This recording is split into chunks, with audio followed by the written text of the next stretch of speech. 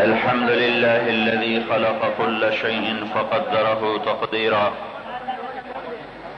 الحمد لله الذي بيده الملك وهو على كل شيء قدير فعال لما يريد يفعل ما يشاء يهدي من يشاء ويضل من يشاء ويختص برحمته من يشاء ويؤيد بنصره من يشاء وما تشاءون إلا أن يشاء الله رب العالمين.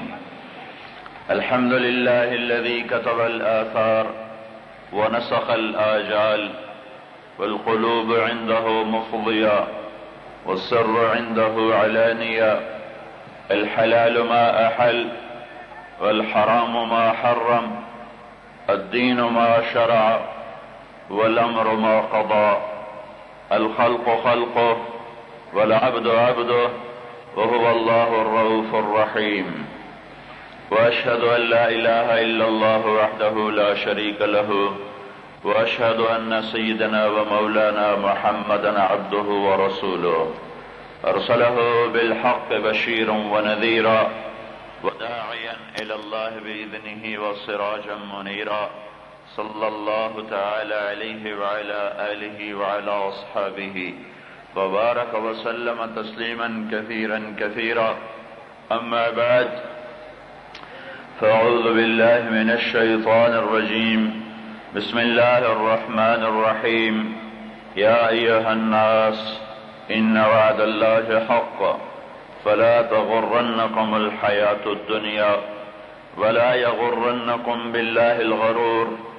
وقال النبي صلى الله تبارك وتعالى عليه وسلم: ما لي وللدنيا ما أنا بالدنيا إلا كراكب استظل تحت شجرة ثم راح وتركها، أو كما قال صلی اللہ تعالی علیہ وسلم. میرے بھائی اور دوستو، یہ چاروں طرف ہمارے کچھ لوگ سوئے ہوئے ہیں. یہ ہماری طرح ہی تھے جیسے میں اور آپ آج زمین کے اوپر ہیں. یہ سب زمین کے نیچے سوئے پڑے ہیں. اور یہ خاموش قبریں، یہ مٹی کے ڈھیر، یہ سنگلاخ پتھر، یہ ویران اجاڑ بستی، یہ ایک خاموش پیغام دیتی ہے.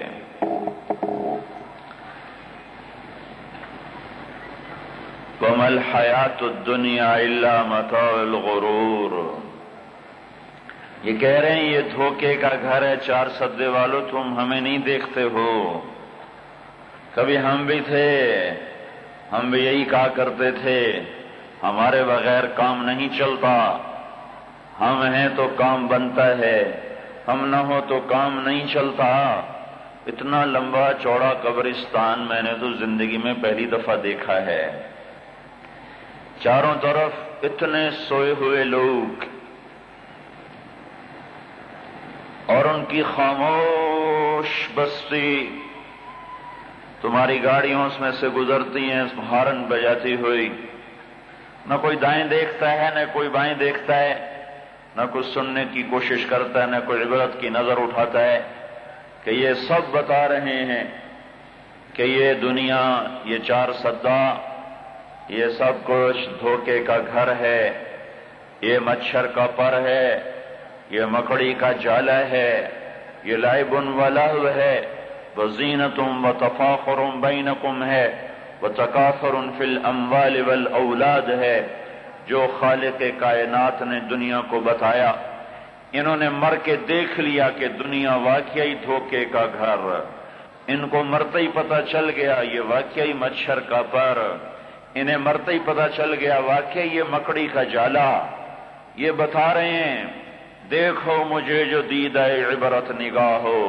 یہ بتا رہے ہیں کہ مال کی دوڑ لگانا اور حکومت کی دوڑ لگانا اور دنیا کے پیچھے دوڑنا، یہ اس کا آخر انجام ہے. یہی ہر عزت والے کی آخری جگہ ہے. ہر جھنڈے بلند کرنے والے کا جھنڈا یہاں آ کے گر جاتا ہے.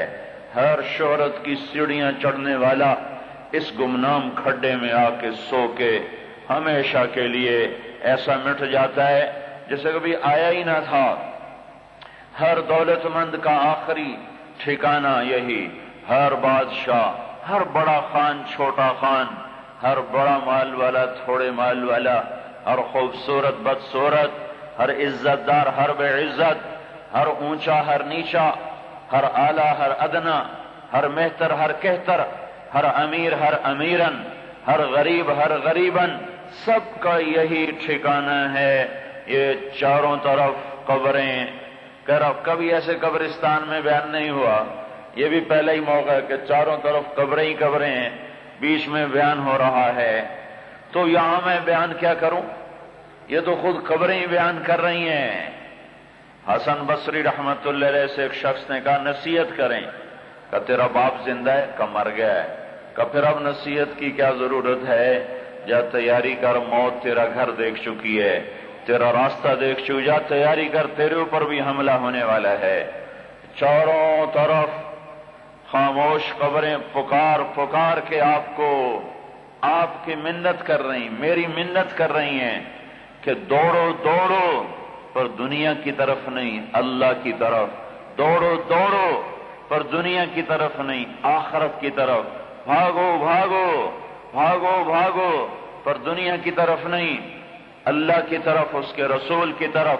بچ جاؤ بچ جاؤ، بچا لو اپنے آپ کو، دنیا کے آگ سے نہیں، جہنم کی آگ سے۔ یہ دیکھ رہے ہیں، ہم اللہ سے دعا کرتے ہیں یہ سب اہل ایمان ہیں، سب کی جنت بنی ہوئی ہو، لیکن میرے اللہ کا قانون ہے جو اس کے حکموں کو توڑ کے مرتا ہے، قبر اس کے لیے آگ بن جاتی ہے۔ یہ میرے اللہ کا دستور ہے، جو اس کے حکموں کو پورا کر کے مرتا ہے، قبر اس کے لیے جنت کا باغ بن جاتی ہے۔ یہ اندر میں پورا ایک جہان آباد ہے، اندر میں پوری ایک زندگی چل رہی ہے، اللہ بھولا ہوا نہیں ہے۔ خود دفن کرنے والوں کو یاد نہیں رہتا باپ کو کہاں دفن کیا تھا۔ چند دن پہلے ایک جنازے میں شرکت کی، ایک جاننے والے تھے، فوت ہو گئے۔ میں نے ان کے بیٹے سے کہا تیرا باپ کی قبر پہ دعا کرنی ہے، وہ مجھے لے کے پھرتا رہا، کہنے لگا پتہ نہیں لگ رہا کہاں قبر ہے۔ بیٹا باپ کی قبر بتانے سے عاجز، اور مرے ہوئے بھی کوئی 50 سال نہیں گزرے، 5-6 سال، 10 سال، زیادہ 10 سال میں زیادہ بتا رہا ہوں، 5-6 سال 7 سال میں انتقال ہوا ہے، اور بیٹا کہہ رہا ہے مجھے نہیں پتا ابا جی کی قبر کون، پتہ نہیں یہ ہے، پتہ نہیں یہ ہے، شاید یہ ہے۔ 3 قبروں پہ پھرا کے اس نے کہا یہ ہوگی یہ ہوگی وہ ہوگی۔ جو چھوڑ کے چلے جاتے ہیں وہ یوں گمنام ہو جاتے ہیں، اور جن کے لیے ایمان بیچا تھا وہ ایسے بے غرض ہو جاتے ہیں کہ باپ کی قبر نہیں پتا کہاں ہے، کہاں دفن کیا تھا۔ یہ فاتحہ کیا پڑھے گا، یہ قبر پہ جا کے دعا کیا کرے گا، جسے یہی نہیں پتا کہ میں نے اماں کو دفن کہاں کیا اور میں نے باپ کو دفن کہاں کیا۔ ہاں یہاں جا کے ہر کوئی دوسرے کو بھلا دیا کرتا ہے۔ یہ جگہ ہی ایسی ہے کہ جب آدمی وہاں سو جاتا ہے پھر سب رشتے ٹوٹ جاتے ہیں، سب کچھ موت تک، پیسہ موت تک، مال موت تک، رشتہ دار قبر تک، اور عمل قیامت تک۔ اور عمل سے غداری ہے، مال سمیٹنے میں ہے، تو حدیث پاک میں آتا ہے مال کیا کہتا ہے، فقال امرؤ منهم انا الصاحب الذي اطيعك فيما شئت قبل التزايل۔ بھائی صاحب، خان صاحب، سردار صاحب، میں آپ کا موت سے پہلے کا ساتھی ہوں۔ اما اذا جد الفراق فانني لما بيننا من خلة غير واصل۔ جب آپ پہ موت حملہ کرے گی تو فوراً میں پرایا ہو جاؤں گا، میں آپ کا نہیں رہوں گا۔ پھر کیا ہوگا؟ فخذ ما اردت الآن مني فإنني سيسلك بي في محيل من محائلي۔ اگر آپ نے مجھ سے نفع اٹھانا ہے، مرنے سے پہلے اٹھا لو، تیرے مرتے ہی تیری اولاد میرے اوپر لڑائیاں شروع کر دے گی۔ جاؤ 4 سدے کی عدالتوں میں دیکھ لو، سگے بھائی ایک دوسرے کے خلاف مقدمے لڑ رہے ہیں۔ ہاں سگے بھائی ایک دوسرے کے خلاف مقدمے لڑ رہے ہیں، یہ میرے باپ نے مجھے دی تھی، وہ کہتا مجھے دی تھی، کہتا یہ میرا ہے، وہ کہتا یہ میرا ہے، آپس میں گتھم گتھا ہیں، تو پیسہ کہتا ہے میں تو قبر تک بھی تیرے ساتھ نہیں جاؤں گا، میں تو تیری آنکھ بند ہوتے ہی پرایا ہو جاؤں گا۔ ایک شخص نے اپنی بیوی سے کہا تو اپنے باپ کے گھر گئی، تمہیں 3 طلاق، اس نے جانا چھوڑ دیا، اس کا باپ مر گیا، وہ نہ رہ سکی، وہ چلی گئی، تو علماء لوگوں نے کہا طلاق ہو گئی، مسئلہ پوچھا گیا تو علماء نے کہا طلاق نہیں ہوئی۔ جی کیوں نہیں ہوئی؟ کہا باپ کے مرتے ہی گھر بیٹوں کا ہو گیا، باپ کا نہیں ہے، اب وہ بھائیوں کے گھر گئی ہے، باپ کے گھر نہیں گئی، ابھی تو چارپائی بھی باہر نہیں نکلی اور گھر پر آیا، یہ زمونگا ہے، زمونگا کہتے ہو پشتو، یہ زمونگا کور دے، زمونگا کور، ارے تمہارا زمونگا کور کہاں؟ یہی کام ہے، فَإِن تُبْقِنِي لَا تُبْقِنِي فَاسْتَنْفِدَنَّنِي وَعَجِّلْ صَلَاحًا قَبْلَ حَتْفٍ مَعَاجِلِي، میرا یہی کام ہے خان صاحب، مولانا صاحب، شیخ صاحب، سردار صاحب، ڈاکٹر صاحب، میں غدار ہوں، وفا میرے اندر ہے ہی نہیں ہے، میں تیری آنکھیں پھریں گی میں بھی پھر جاؤں گا، میں کوئی نہیں تیرا۔ اوئے ہوئے، پھر بیٹے بیٹیاں بھائی رشتہ دار، ابھی تم کوئی کام کرو گے میرا؟ موت آ گئی ہے، کوئی میرے ہاتھ کوئی بٹاؤ گے، کوئی میرا مسئلہ حل کرو گے؟ ہائے ہائے، فراق طویل غیر متفق بہ فماذا لدیکم فی الذی هو غائلی، موت مجھے پکڑ چکی ہے، کوئی میرا کام کر سکتے ہو؟ بیٹے بولے، بیٹیاں، عزیز، دوست، رشتہ دار، وہ کیا بولے؟ وہ کہنے لگے ہاں ہاں ہاں، فقال امرؤ منهم قد كنت جدا احبه واؤثره من بينهم في التفاضل، پھر وہ جن کے لیے میں نے سب کچھ بیچ دیا، ایمان بھی، ضمیر بھی، اور سب کچھ ان پر قربان کر دیا، ان کو ٹھنڈک میں سلایا، خود گرمی میں پھرا، ان کو گرم روٹی کھلائی، خود ٹھنڈی کھائی، ان کو آرام پہنچایا، خود سارا دن تھکا۔ میں ان سے کہنے لگا، وہ کیا کہنے لگے؟ ہاں، غنائی انی جاہد لک ناصح اذا جد جد الکرب غیر مقاتلی، بابا جان، اماں جان، چاچا جان، میں آپ کی موت سے تو نہیں لڑ سکتا، علاج ضرور کراؤں گا، یوں کہ تیری جگہ میں مر جاؤں یہ نہیں ہوگا، ہاں میں تیرا علاج کروں گا، تیرے پر پیسے خرچ کروں گا، موت سے نہیں لڑوں گا۔ وَلَكِنَّنِي بَاكٍ عَلَيْكَ وَمُعْبِلٌ وَمُثْنٍ بِخَيْرٍ عِنْدَ مَنْ هُوَ صَائِلِي، ایک کام اور کروں گا، جب تو مر جائے گا بڑا روؤں گا، بہت روؤں گا، زور زور سے روؤں گا، اور جو لوگ آئیں گے میں کہوں گا میری اماں بڑی اچھی تھی، میرا باپ بڑا اچھا تھا۔ ایک کام اور کروں گا، وَمُتَّبِعِ الْمَاشِينَ أَمْشِي مُشَيِّعًا عُيْنِ بِرِفْقٍ عَقَبَةَ كُلَّ حَامِلِ، پھر میں تیرا جنازہ بھی اٹھاؤں گا اور یہ 4 سدے کے قبرستان تک لاؤں گا، تیری قبر کھدواؤں گا، پھر تمہیں مٹی میں ڈالوں گا، تیرے اوپر مٹی ڈال دوں گا، اوپر پتھر ڈال دوں گا، اوپر تیرے نام کی پلیٹ لگا دوں گا، پھر کیا کروں گا؟ اِلَى بَيْتِ مَثْوَاكَ الَّذِي أَنْتَ مُدْخَلُهُ، تجھے قبر میں اتاروں گا، تو جانا نہیں چاہتا، میں اتاروں گا، پھر کیا کروں گا؟ وَأَرْجِعُ مَقْرُونًا بِمَا هُوَ شَاغِلِي، پھر میں واپس گھر آ جاؤں گا کہ میرے اور بھی بڑے کام ہیں، صرف تجھے دفن کرنا ہی تو نہیں ہے نا، دکان پہ بھی جانا ہے، فیکٹری پہ بھی جانا ہے، ملازمت میری پشاور میں ہے تو مجھے اپنی نوکری پہ بھی جانا ہے، تیرے لیے بیٹھ کے میں کب تک رو سکتا ہوں، میرے پاس اتنا بابا ٹائم نہیں ہے، اماں میرے پاس اتنا وقت نہیں ہے کہ میں تیرے لیے اتنا وقت نکال سکوں۔ وَأَرْجِعُ مَقْرُونًا، پھر میں جاؤں گا واپس، بِمَا هُوَ شَاغِلِي، بہت سارے کام ہیں جو مجھے تیری یاد بھلا دیں گے، میں تمہیں بھول جاؤں گا، پھر کیا ہوگا؟ كَأَن لَّمْ تَكُن بَيْنِي وَبَيْنَكَ خُلَّةٌ وَلَا حُسْنُ وُدٍّ مَرَّةً فِي التَّبَاذُلِ، پھر ایک دن ایسا آئے گا مجھے یاد بھی نہ رہے گا میری کوئی ماں تھی جس کی گود میں میں سویا کرتا تھا۔ ہائے، مجھے یاد بھی نہ رہے گا میرا کوئی باپ تھا جس کی انگلی پکڑ کے میں چلا کرتا تھا، جس کے کندھوں پہ بیٹھ کے میں اچھلا کرتا تھا، مجھے یاد بھی نہ رہے گا۔ ہاں، جب اولاد ہی بھلا دے تو پیچھے کون یاد کرے گا؟ کسے یاد آئے گا پھر؟ حضرت علی رضی اللہ تعالیٰ عنہ کا ارشاد ہے، حضرت فاطمہ کو قبر میں اتارا، مٹی ڈالی، پھر کہنے لگے فاطمہ، آواز دی، فاطمہ، کون آواز دے؟ کہاں سے آواز آئے؟ کون جواب دے؟ کہاں سے جواب آئے؟ جب جواب نہیں آیا نا تو پھر شعر پڑا، مالی وقفت علی القبور مسلما خبر الحبیب فلا يرد جوابی۔ آج یہ کیا ہو گیا ہے؟ فاطمہ تو جواب ہی نہیں دے رہی ہے، تو میری ایک پکار پہ لبیک کہتی تھی، احبیب ما لک لا ترد جوابنا انسیت بعدی خلت الاحبابی۔ آج کیا ہو گیا؟ میری پکار پہ جواب نہیں۔ کیا لوگ قبروں میں جا کے بھول جاتے ہیں؟ پھر خود ہی فرمایا، ہاں بھول جاتے ہیں۔ لکل اجتماع من خلیلین فرقۃ وکل الذی قبل الممات قلیل۔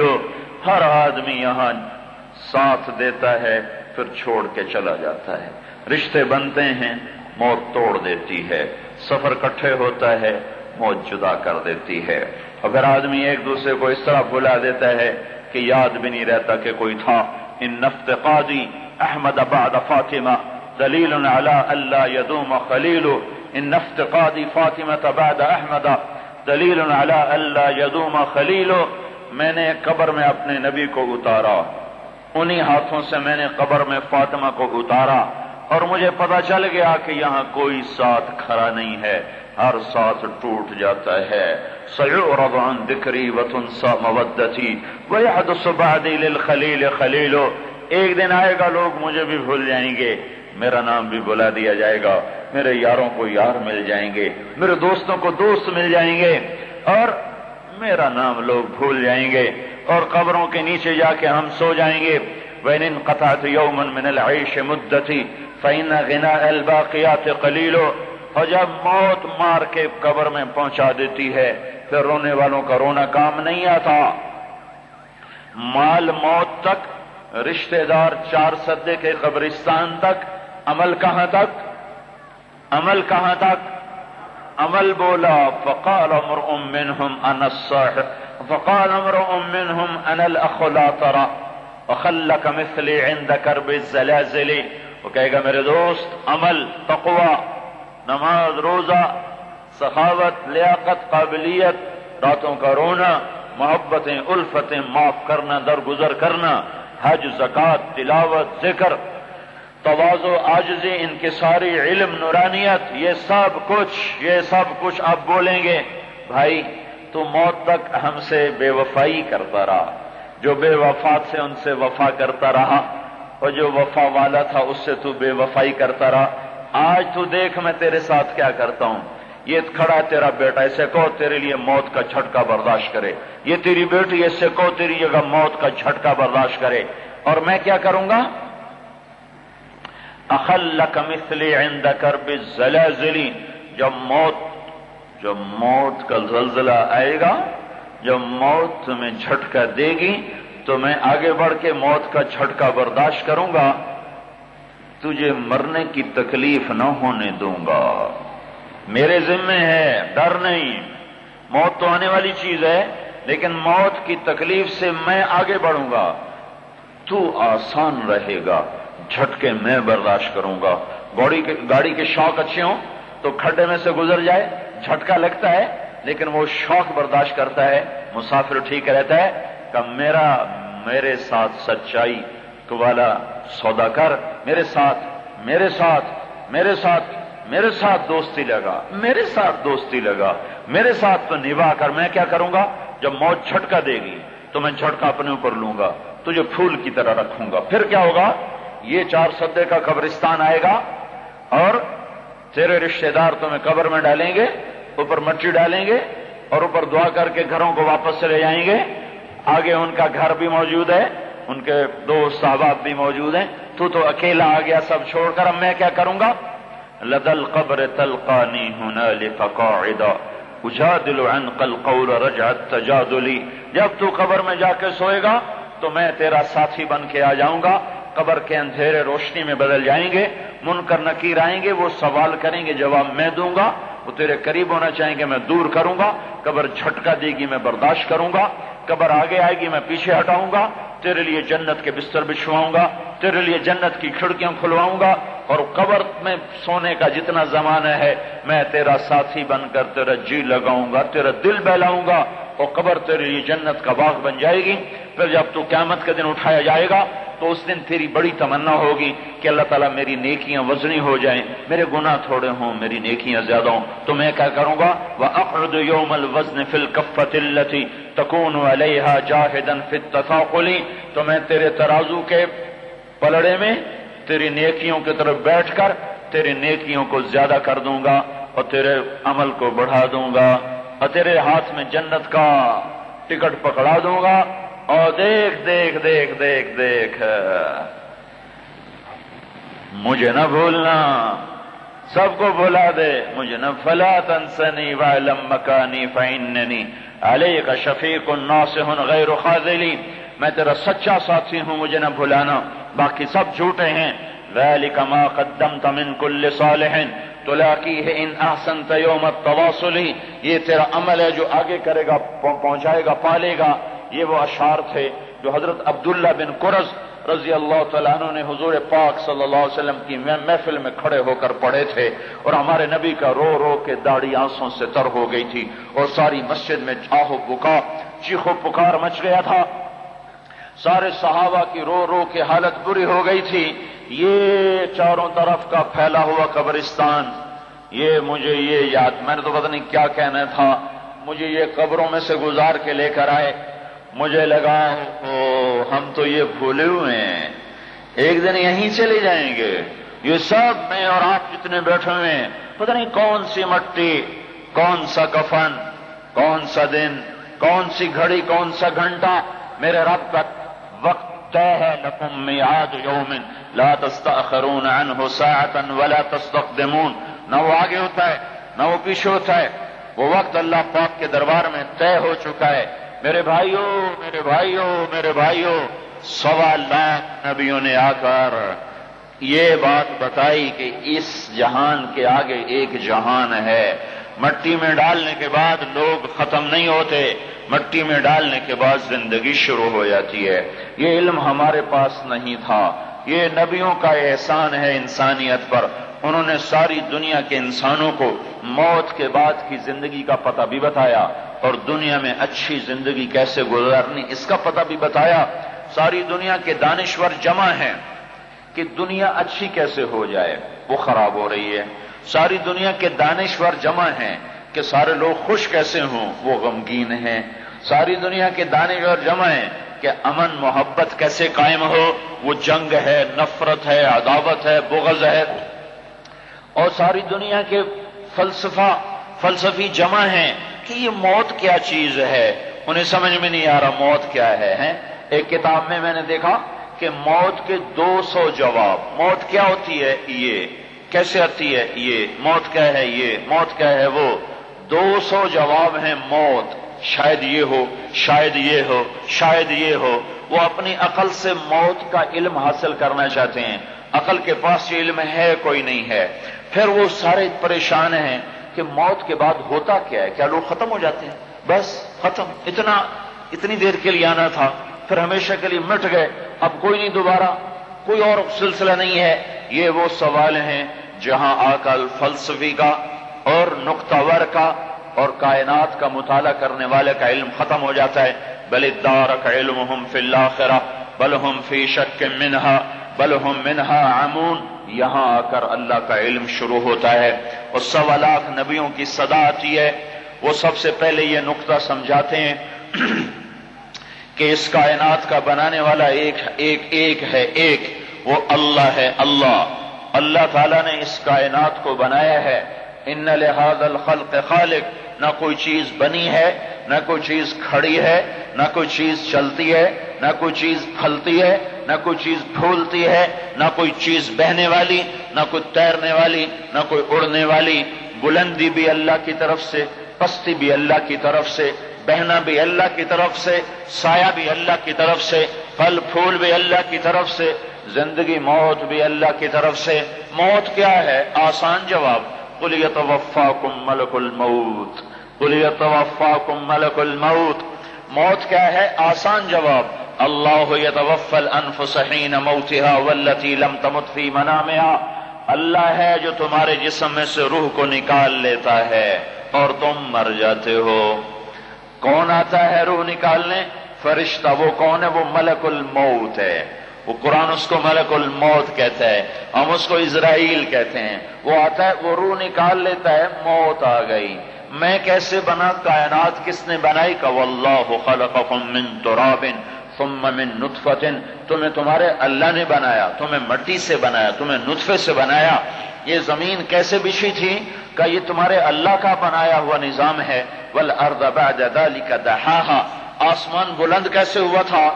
والسماء رفعها، کہ تمہارے اللہ نے آسمان کو بلند کیا تھا۔ اس میں دن رات کیسے آئے تھے؟ کہ یغشی اللیل النہار، تمہارا اللہ ہی رات لے کر آیا، تمہارا اللہ ہی دن لے کر آیا۔ پھر مجھے بنایا کیوں ہے؟ لیبلوکم ایکم احسن عملا، مجھے اللہ نے اس لیے بنایا کہ مجھے دیکھنا چاہتا ہے میں کیا کرتا ہوں، اچھا عمل کرتا ہوں، برا عمل کرتا ہوں، اللہ کو راضی کرتا ہوں، اللہ تعالیٰ کو ناراض کرتا ہوں۔ امتحان لینے والا تو غافل ہو جاتا ہے دنیا میں، کتنے لڑکے نقل مار کے پاس ہو جاتے ہیں، اور ہی لڑکا بیٹھ کے پرچہ حل کر دیتا ہے۔ میرا اللہ کہتا ہے لا تحسبن اللہ غافلا عما يعمل الظالمون، بتا دو چار سدے والوں کو کہ تمہارا اللہ تم سے غافل نہیں ہے۔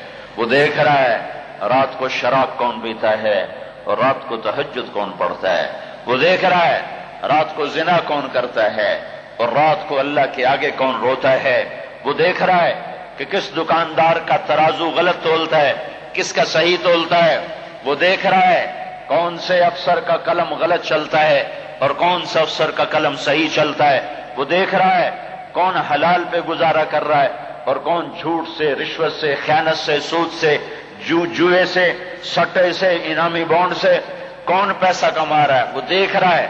لا تحسبن اللہ غافلا عما يعمل الظالمون، تمہارا رب تم سے غافل نہیں ہے۔ مشرق مغرب شمال جنوب، اندھیرا اجالا، آسمان زمین سمندر دریا پہاڑ وادیاں دامن کوثار جنگل صحرا، فضا ہوا خلا خاکی آبی ناری نوری، دو پاؤں پہ چار پاؤں پہ اڑنے والے تیرنے والے چھپنے والے ڈسنے والے پھنکارنے والے غرانے والے پھاڑنے والے چنگاڑنے والے، مجھے میرے رب کی عزت کی قسم میرے اللہ کی نظر سب پہ برابر ہے، سب پہ برابر ہے، سب پہ برابر ہے۔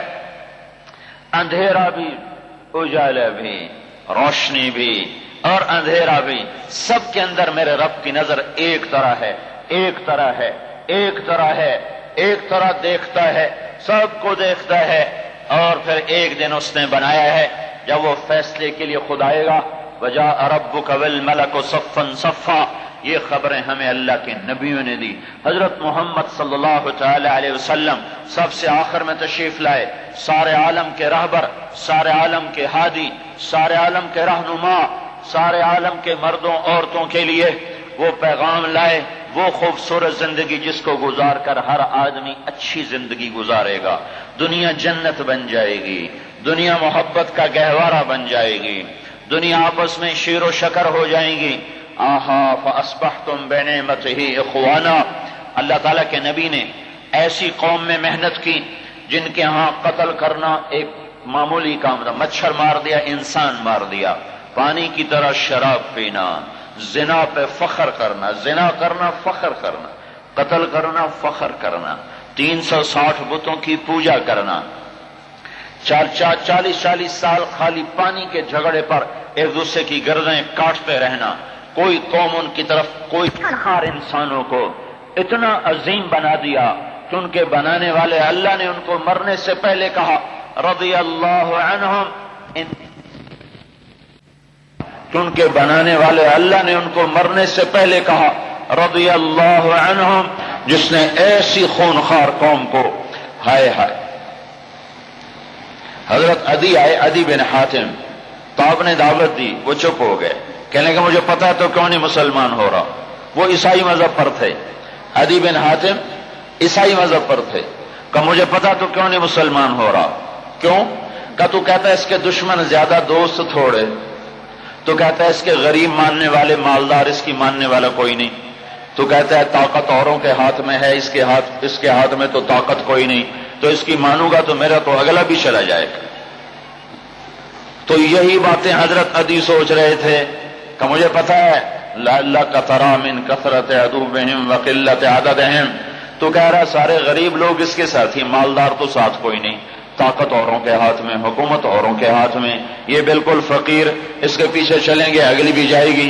تو آپ نے کہا عدی تو میں بتاؤں، واللہ لیتمن اللہ ھذا الامر، ایک دن آنے والا ہے اللہ میرے دین کو اونچا کرے گا، وَلَتُفْتَحُنَّ كُنُوزُ كِسْرَى بْنُ هُرْمُزَ، اور ایک دن آئے گا ایران کے بادشاہ کے خزانے ٹوٹ کے مدینے میں آئیں گے۔ حضرت عدی کو یقین نہ آیا، کہنے لگے آپ کیا کہہ رہے ہو، کیا کہہ رہے ہو؟ کون سا بادشاہ؟ ایران والا ہرمز، ہرمز کا بیٹا کسرا؟ آپ نے کہا ہاں ہرمز کا بیٹا کسرا۔ پھر آپ نے کہا میں اگلی بھی بتا دوں، جب وہ خزانے فتح ہوں گے تو بھی فتح کرنے والوں میں شامل ہوگا۔ پھر آپ نے فرمایا تو نے ہیرا سنا ہے؟ ہیرا دیکھا ہے؟ کہنے کہ نہیں دیکھا نہیں سنا ہے۔ تو آپ نے فرمایا ہیرا سے ایک لڑکی چلے گی بیت اللہ جائے گی اکیلی، راستے میں نہ کوئی ڈاکو پڑے گا، نہ کوئی عزت پہ حملہ کرے گا، نہ کوئی عزت پہ حملہ کرے گا، نہ کوئی مال پہ حملہ کرے گا، وہ آئے گی اور جائے گی۔ تو آپ نے کہ میرے دل میں آیا تو میرے قبیلے کے ڈاکو کہاں جائیں گے؟ انہوں نے سارے حرم میں آگ لگائی ہوئی ہے، تو میرے قبیلے کے ڈاکو کہاں جائیں؟ این دعار بنی طیم، میرے قبیلے کے ڈاکوؤں سے کیسے بچے گی جنہوں نے سارے حرم میں آگ لگائی ہوئی ہے؟ اور ہیرا آگے عدی کا قبیلہ، آگے مکہ، بیچ میں ان کا قبیلہ آتا ہے۔ تو دل میں کہہ رہے ہیں، میرے دل میں آیا جب وہ ہیرا سے آئے گی میرے قبیلے کے پاس سے گزرے گی تو میرے قبیلے کا ڈاکو اٹھا لیں گے، اس کو لوٹ بھی جائیں گے، عزت بھی خراب کریں گے، مال بھی لوٹیں گے۔ تو کہنے لگے میرے جی میں ہے میرے ڈاکوؤں سے کیسے بچے گی؟ پھر اللہ نے وہ دن دکھایا کہ بنو طے کا سب سے بڑا ڈاکو رافع بن عمیرہ الطائی، سب سے بڑا ڈاکو کیا بن گیا؟ بہت بڑا داعی بن گیا۔ کیسا داعی بن گیا؟ کیسے ایمان والے بن گئے؟ ایک جنگ ہوئی ہے یرموک، جس میں روم کی طاقت ٹوٹ گئی، اس میں 3 لاکھ تھے رومی، 30,000 تھے صحابہ تابعین، رومیوں کے لشکر میں 60,000 عرب تھے۔ تو ایک دن رومیوں کے سردار نے کہا کہ آج صرف عرب نکلیں تاکہ یہ لوہا لوہے سے ٹکرائے۔ ایک دن طے ہوا کہ کل جو لڑائی ہوگی صرف عربوں سے لڑیں۔ تو یہ خبر پہنچی حضرت خالد کو، تو انہوں نے ابو عبیدہ سے فرمایا مجھے 30 آدمی دے دو، 30، میں 60,000 سے لڑنے جاتا ہوں۔ ابو سفیان کہنے لگے مذاق کر رہے ہو؟ کہ نہیں مذاق نہیں کر رہا ہوں، تو کیوں بزدل بنتا ہے؟ اسلام لانے کے بعد بزدل ہو گیا ہے، جاہلیت میں جبار، اسلام میں بزدل۔ کہنے لگے میں بزدلی کی بات نہیں، انصاف کی بات کرتا ہوں، 30 آدمی تھوڑے ہیں، تو نے اگر کچھ کرنا ہے تو 60 لے کے جا، 60 آدمی 60,000 کے لیے، 60 آدمی 60,000 کے لیے۔ کسی فوج کے قانون سے پوچھو، کسی جرنیل سے پوچھو، آج کے پچھلے دور میں 60 آدمی 60,000 سے لڑنے جا رہے ہوں، کوئی ہے عقل میں آنے والی بات؟ تو حضرت ابو عبیدہ فرمانے لگے بھائی خالد 30 تھوڑے ہیں، 60 لے جاؤ۔ کہنے گے بات یہ ہے ابو عبیدہ، اس لشکر میں، تیرے لشکر میں، اس وقت امیر ابو عبیدہ تھے، اس لشکر میں کچھ لوگ ایسے ہیں جن کو میں ذاتی طور پر جانتا ہوں، جب اللہ کے سامنے ایسے ہاتھ اٹھاتے ہیں تو اللہ ان کے ہاتھ خالی واپس کبھی بھی نہیں لاتا۔ اس لشکر میں ایسے لوگ ہیں۔ اس 30,000 کے لشکر میں 1,000 صحابہ تھے اور 29,000 تابعین تھے۔ کہ میں جانتا ہوں اسی مجمع میں ہیں، جب وہ یوں ہاتھ اٹھاتے ہیں اور یا اللہ کہتے ہیں تو کبھی اللہ ان کا ہاتھ خالی واپس نہیں لاتا۔ تو حضرت ابو عبیدہ کہنے لگے پھر تو چن لے 60 آدمی۔ حضرت خالد بن ولید نے نام لینے شروع کیے، این فضل ابن العباس، سب سے پہلے اہل بیت سے شروع کیا، فضل ابن عباس کہاں ہیں؟ این زبیر بن العوام، زبیر بن عوام کہاں ہیں؟ این عمرو التمیمی، عمرو تمیمی کہاں ہیں؟ سب سے بڑا ڈاکو بنو طے کا رافع بن عمیرہ، اللہ کے نبی نے کیا محنت کی تھی کہ وہ کتنے نمبر پر آ رہا ہے، کن لوگوں میں آ رہا ہے؟ خالد بن ولید ان لوگوں کو بلا رہے ہیں کہ جب وہ یوں ہاتھ اٹھاتے ہیں تو اللہ ان کے ہاتھ خالی نہیں لوٹاتا، جب اللہ کے سامنے ہاتھ پھیلاتے ہیں تو اللہ ان کی جھولی خالی واپس نہیں لاتا۔ تو چوتھے نمبر پر کس کو بلایا؟ کہا این رافع بن عمیرہ الطائی،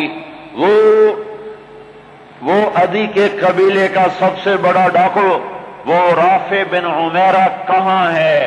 چوتھے نمبر پہ آ گیا، سارے عرب کا بڑا ڈاکو چوتھے نمبر پہ کن لوگوں میں آیا؟ جو ہاتھ اٹھائیں تو اللہ ہاتھ خالی نہیں لوٹا تھا۔ عبداللہ بن عمر کہاں ہیں؟ عبد الرحمن بن ابی بکر کہاں ہیں؟ عبادہ بن صامت کہاں ہیں؟ عمرو تمیمی کہاں ہیں؟ حذیفہ الیمان کہاں ہیں؟ یہ 60 آدمیوں میں سے ایک بھی تابعی نہیں، سب صحابہ ہیں، سارے صحابہ کو نکالا، تابعی ایک بھی نہیں نکالا۔ 44 انصار نکالے 16 مہاجرین میں سے۔ تو ایک انصاری کہنے لگا خالد اپنی قوم کو بچاتا ہے، ہمیں آگے کرتا ہے۔ تو خالد بن ولید نے فرمایا نہیں، اللہ کی قسم میں نے دیکھا ہمیشہ مشکل وقت میں اللہ کا نبی مدینے والوں کو آگے کرتا تھا، ہر مشکل وقت میں اللہ کا نبی انصار مدینہ کو آگے کرتا تھا، میں اس کی وجہ سے تمہیں آگے کر رہا ہوں۔ تو کہنے لگے ہاں سچ کہتے ہو، 44 انصاری اور 16 مہاجرین اور 60 آدمی، اور یہ 60,000 عیسائیوں سے لڑنے جا رہے۔ عرب کا ایک قبیلہ مسلمان نہیں ہوا تھا، بنو غسان، ان کے نصیب میں محرومی تھی، وہ آج بھی ایمان سے محروم رہے۔ تو یہ 60,000 یہ 60 جب آمنا سامنا ہوا تو وہ سردار کہنے لگا جبلہ بن ایہم، دیکھا ڈر گئے نا، میرا نام سنتے ہی ڈر گئے، دیکھو صلح کرنے آ رہے ہیں مجھ سے صلح کرنے، آج میں ایسی شرطیں رکھوں گا یہ ذلیل ہو جائیں گے۔ اس کے باپ کو بھی نہیں پتا کہ لڑنے آ رہے ہیں۔ جب سامنے آ کے کھڑے ہوئے تو اب صفوں میں سے آگے آ گیا، کہنے لگا آج ایسی شرطیں رکھوں گا تو میں چھوٹی کا دودھ یاد آئے۔ خالد نے کہا کون سی شرطیں؟ کہ تم کیا کرنے آئے ہو؟ کہ لڑنے؟ کہ تم صلح کرنے نہیں آئے؟ کہ نہیں لڑنے آئے ہیں۔ وہ بھی آگے عرب تھا، کہ جاؤ جاؤ تیاری کر کے آؤ۔ عرب کی ماؤں کا میں تانا نہیں سننا چاہتا کہ جبلہ نے 60 آدمیوں پہ 60,000 سے حملہ کر دیا، وہ بھی بیچارہ بدبخت عربی تھا، کفر میں مر گیا۔ حضرت خالد بن ولید نے فرمایا تو آ کے ہم سے تو نمٹ لے، پھر تو بعد میں دیکھ لینا کہ میدان کس کے ہاتھ میں اور جھنڈا کس کے ہاتھ میں، تو آ تو صحیح۔ وہ تیار نہیں ہو رہا کہ میری بھی غیرت گوارا نہیں کرتی، انہیں حملے کا حکم دیا۔ جب خالد بن نہیں ٹلے انہیں حملے کا حکم دیا۔ 60,000 حملہ کرنے جا رہے ہیں، 60 آدمی، 60۔ زرار ابن ازور نے زندگی میں ایک دفعہ زرہ پہنی، وہ یہی لڑائی تھی، نہ اس سے پہلے پہلی نہ بعد میں پہنی۔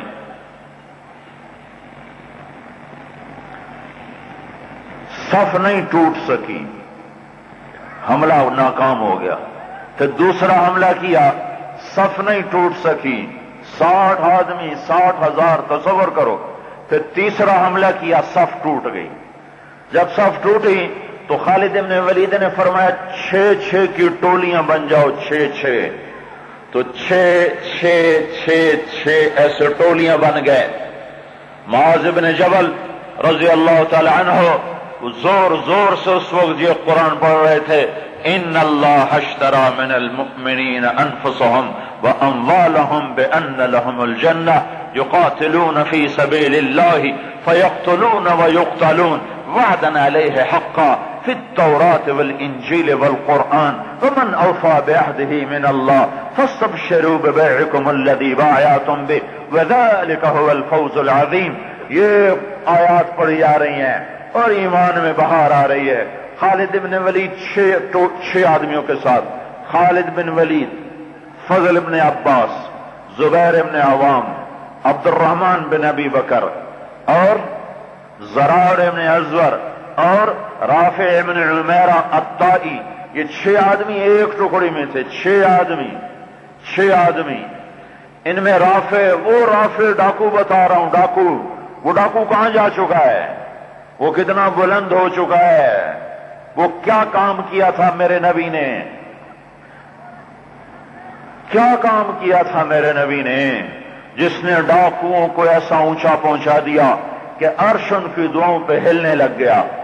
تو عبادہ بن صامت فرماتے ہیں للہ در خالد ابن الولید، میں قربان جاؤں خالد جیسا مائیں کوئی روز تو نہیں جنتی. 20 حملے کیے خالد بن ولید پر 60,000 کے جتھے نے کہ اس کو مٹاؤ تو پھر سارا کام آسان ہے. 20 حملے ہوئے. اور زبیر ابن عوام اور فضل ابن عباس یہ دونوں آگے بڑھ جاتے تھے اور کہتے تھے، فضل ابن عباس کہتے انا فضل ابن العباس وہذا زبیر ابن العوام تباعدوا یا معشر الکلاب انا صحاب رسول اللہ صلی اللہ علیہ وسلم. ارے نادانو، میں ہوں عباس کا بیٹا فضل اور یہ اللہ ہمارا ساتھی ہے، وہ اب بھی ساتھ دینے کو تیار ہے. پر کوئی توبہ تو کرے، کوئی اس کو منائے تو صحیح. جب بازاروں میں گانے کی موسیقی کی آوازیں ہوں اور گھروں میں ماؤں کو ذلیل کیا جا رہا ہو اور باپ کو دھکے دیے جا رہے ہوں اور بھائی بھائی کے خلاف عدالت میں کیس لڑ رہا ہو اور دکاندار کا ترازو غلط تول رہا ہو اور شراب عام ہو چکی ہو، جوا عام ہو چکا ہو، تو شکر کرو ہم زندہ ہیں، ہم پہ پتھر نہیں برسے، ہم پہ آگ نہیں برسی. اللہ سے سچا ساتھی کوئی نہیں، اللہ سے سچا دوست کوئی نہیں، اور اس کو ساتھ لینے کا ایک طریقہ ہے جو ہم سے چھوٹا ہوا ہے. میں ہوں عباس کا بیٹا فضل، یہ ہے عوام کا بیٹا زبیر. اور یہ کہہ کر دونوں حملہ کرتے اور ایسے شیر کی طرح تھے کہ آگے بکریوں کی طرح وہ بنو غسان پیچھے ہٹتے. 20 حملے کیے، 20 کے 20 انہوں نے توڑ کے رکھ دیے اور یہ 6 کی ٹکڑی کو توڑ کوئی نہ سکا. عصر تک اور آئے ہائے ابو عبیدہ کہنے لگے خالد نے ہلاک کر دیا میرے ساتھیوں کو. صحابہ سارے صحابہ تھے نا، تابعی کوئی نہیں تھا. کہ خالد نے صحابہ کو شہید کروا دیا. میں عمر کو کیا جواب دوں گا؟ کہنے گا اٹھو تیاری کرو، چلو حملہ کرو. ابو سفیان کہنے کے بیٹھ جاؤ، ابو عبیدہ بیٹھ جاؤ، اب تقدیر کا انتظار کرو. یا بھیجتے نہیں یا بھیجا ہے تو انتظار کرو. اگر وہ قتل ہو گئے تو اس میں غم کی کیا بات ہے، جنت میں جائیں گے. لیکن اب جانا بزدلی ہے، بیٹھو. ابھی یہ دونوں سرداروں کی آپس میں بات ہو رہی ہے. ابو عبیدہ زور دے رہے ہیں کہ نکلو، ابو سفیان کہہ رہے ہیں بیٹھو اب نہیں نکلو. ابھی دونوں ایک دوسرے کو قائل نہیں کر سکے کہ ایک دم وہاں سے بھاگنے کی آواز آئی. کیا دیکھا کہ وہ 60,000 کا لشکر بھاگ رہا ہے اور ان کے طبل بھی رہ گئے، ڈھول بھی رہ گئے اور ان کو اپنی جان کی پڑ گئی. اور ابو سفیان نے کہا اب چلو. اب جا کر پہنچے تو کیا دیکھا؟ خالد ابن ولید 20 آدمیوں کے ساتھ کھڑے ہوئے ہیں اور 40 آدمی غائب ہیں. اور خالد ابن ولید سے اپنے منہ پہ ہاتھ مار رہا ہے، ہائے 40 اصحاب رسول شہید ہو گئے، ہائے یہ میں نے کیا کر دیا. تو اس وقت رافع رضی اللہ تعالیٰ عنہ کہنے لگے اب بھائی دیکھو تو صحیح، شاید پیچھے نہ چلے گئے ہوں. لاشیں دیکھو، لاشیں لاشیں دیکھو۔ لاشوں کو دیکھنا شروع کیا تو 5000 لاشیں تھیں عرب عیسائیوں کی، اور صحابہ کو دیکھنا شروع کیا تو ٹوٹل 10 آدمی شہید ہوئے تھے صبح سے عصر تک، ٹوٹل 10۔ تو خالد بن ولید کی جان میں جان آئی، کہنے گے تو پھر باقی 30 کدھر ہیں؟ باقی 30 کہاں گئے؟ تو کہا ضرور وہ ان کے پیچھے چلے گئے ہوں۔ خالد بن ولید نے نعرہ لگایا تھا بھاگنے والوں کے پیچھے مت دوڑو، دیکھو جوش میں پیچھے کچھ بھاگ گئے ہوں گے، کہ ضرور وہ پیچھے چلے گئے ہوں گے، تو کون ان کا پتہ کرے گا؟ تو خالد بن ولید نے فرمایا میں ہی جاؤں گا۔ تو ابو عبیدہ کہنے لگے تو سارے دن کا تھکا بھی ہے، زخمی بھی ہے، تو آرام کر، تیری جگہ کوئی اور چلا جائے گا۔ کہنے لگے آرام تو انشاءاللہ جنت میں کریں گے جا کے، اما الراحۃ فغدا انشاءاللہ فی الجنہ، آرام تو جنت میں ہوگا انشاءاللہ، یہاں آرام نہیں کام ہے۔ اور ایڑ لگا دی، تھوڑی دور گزرے تھے، گئے تھے تو آگے گھوڑوں کو ٹاپ، تو انہوں نے تکبیر پڑھی، آگے سے تکبیر کی آواز آئی تو وہ فضل ابن عباس کی آواز تھی۔ تو جب قریب آئے تو اللہ کا تو کہاں چلے گئے تھے؟ کہا ہم نہ رہ سکے، ہم نے کہا ان کو اور مارو، ہم ان کے پیچھے بھاگے تھے۔ وہ 30 آدمی پیچھے بھاگے، ان میں 5 قید ہو گئے اور 25 واپس آ گئے۔ ان میں زرار ابن ازور بھی تھے جو قید ہونے والوں میں تھے، 4 اور غیر معروف تھے۔ معروف مشہور ہستیوں میں زرار ابن ازور رضی اللہ تعالیٰ عنہ، 4 آدمی اور۔ پھر خالد بن ولید ان کو چھڑا کر بھی لیا، وہ پھر الگ کہانی ہے، وہ تو پھر میں ساری تاریخ سنانا شروع کر دوں گا۔ تو پھر ان کو کیسے چھڑایا، کیسے لے کر آئے، اللہ کی کیسی غیبی قدرت اور تائیدیں ان کے شامل حال ہوئیں۔ میں یہ بتانا یہ چاہتا تھا کہ حضرت محمد صلی اللہ علیہ وسلم نے بغیر پیسے کے، بغیر ملک کے، بغیر مال کے، بغیر اقتدار کے، بغیر سونے چاندی کے وہ کیا کام کیا تھا جس نے ڈاکوؤں کو اتنا اونچا پہنچایا کہ ہاتھ اٹھاتے تو دعائیں قبول ہوتی تھیں۔ ہائے ایک اور بھی اس کے ساتھ سنا دوں، جب حضرت خالد بن ولید کو ابو بکر نے فرمایا عراق چھوڑ کے شام چلو، جلدی پہنچو، تو ایک راستہ صحرا کا تھا 1 ہفتے کا، دوسرا راستہ تھا عام 21 دن کا۔ جلدی جانا تھا تو انہوں نے کہا میں صحرا سے جاؤں گا۔ ساتھیوں نے کہا راستے میں پانی نہیں، ہلاک ہو جائیں گے۔ تو خالد نے کہا تھا جس لشکر میں رافع ہو وہ لشکر ہلاک نہیں ہو سکتا۔ ڈاکو اتنا بڑا بن گیا، کیسے بن گیا؟ جس لشکر میں رافع بن عمیرہ ہو وہ لشکر ہلاک نہیں ہو سکتا۔ 3000 کو لے کر صحرا پار کیا۔ حضرت محمد صلی اللہ علیہ وسلم دین کی دعوت لے کر آئے، دین کی محنت لے کر آئے۔ مینا کی وادی میں وہ محنت ہماری طرف منتقل کی، اس محنت کے چھوڑنے نے چاروں طرف کانٹے بکھیر دیے ہیں، اس محنت کے چھوڑنے نے مال کے ساتھ بھی زندگی برباد، بغیر مال کے بھی زندگی برباد، اور حکومتیں ہو کر بھی زندگی پریشان، اور محکوم ہو کر بھی زندگی پریشان۔ جب تک اللہ فیصلہ نہ کرے گا اس وقت تک دنیا نہیں بنے گی، آخرت بھی نہیں بنے گی۔ اللہ اس وقت فیصلہ کرتا ہے جب پوری دنیا کے مرد عورت ایمان والے حضرت محمد صلی اللہ علیہ وسلم کی سچی غلامی کا ارادہ کریں گے اور اس کے مطابق اپنی زندگی کو گزاریں گے۔ جو ماؤں کو گھر میں بٹھا لیتے تھے، وہ ماؤں کے باپ مر گیا، سوتیلی ماں سے نکاح کر لیتے، زبردستی گھر میں بٹھا لیتے تھے۔ وہ ماؤں کے کیسے فرما بردار بنے، وہ ماؤں کے کیسے خدمت گزار بنے، اور ماؤں کو کیسے ٹھنڈک اور راحت ملی، اور باپ کو کیسے ٹھنڈک اور راحت ملی۔ آئے ہائے، حضرت امام زین العابدین اپنی ماں کے ساتھ کھانا نہیں کھاتے تھے۔ عیب سمجھا جاتا ہے عرب میں الگ الگ کھانا، جیسے آپ کے ہاں کٹھا کھاتے ہیں نا، وہ سرید بناتے ہیں بڑے اس میں تھال میں سرید بنا کے کٹھے کھاتے ہیں، یہ عرب کا دستور ہے، کٹھے کھاتے تھے، الگ نہیں کھاتے تھے۔ امام زین العابدین ماں کے ساتھ روٹی نہیں کھاتے تھے، اور ماں کے ایسے نوکر تھے کہ نوکروں کو پیچھے ہٹا کر خود ماں کی خدمت کرتے تھے۔ ایک آدمی نے کہا آپ اپنی ماں کے ساتھ روٹی کیوں نہیں کھاتے ہو؟ وہ کہنے لگے مجھے ڈر لگتا ہے ماں کے ساتھ روٹی کھاتے ہوئے میں کوئی ایسی بوٹی نہ اٹھا لوں جو میری ماں کو پسند ہو، اور میں اٹھا لوں تو میں اللہ کی نظر میں مجرم بن جاؤں، میں اس لیے اپنی ماں کے ساتھ روٹی نہیں کھاتا ہوں۔ حضرت حسن کے بارے میں پوچھا حضرت علی سے، ایک آدمی نے، حسن آپ کا کیسا بیٹا ہے؟ فرمانے لگے جب میں روٹی کھاتا ہوں تو جب میں سالن میں ہاتھ ڈالتا ہوں تو اپنا ہاتھ پیچھے کر لیتا ہے کہ پتہ نہیں کون سی بوٹی میرے باپ کو پسند ہو، پہلے وہ اٹھا لے پھر میں آگے ہاتھ بڑھاؤں گا۔ جب میں روٹی کی طرف ہاتھ بڑھاتا ہوں تو میرا بیٹا ہاتھ پیچھے کر لیتا ہے کہ پتہ نہیں روٹی کا کون سا حصہ میرے باپ کو پسند ہے، پہلے وہ اٹھا لے پھر میں اٹھاؤں گا۔ جب میں گھر میں ہوتا ہوں تو چھت پہ نہیں چڑھتا کہ میں باپ کا بے ادب نہ بن جاؤں، نیچے رہتا ہے۔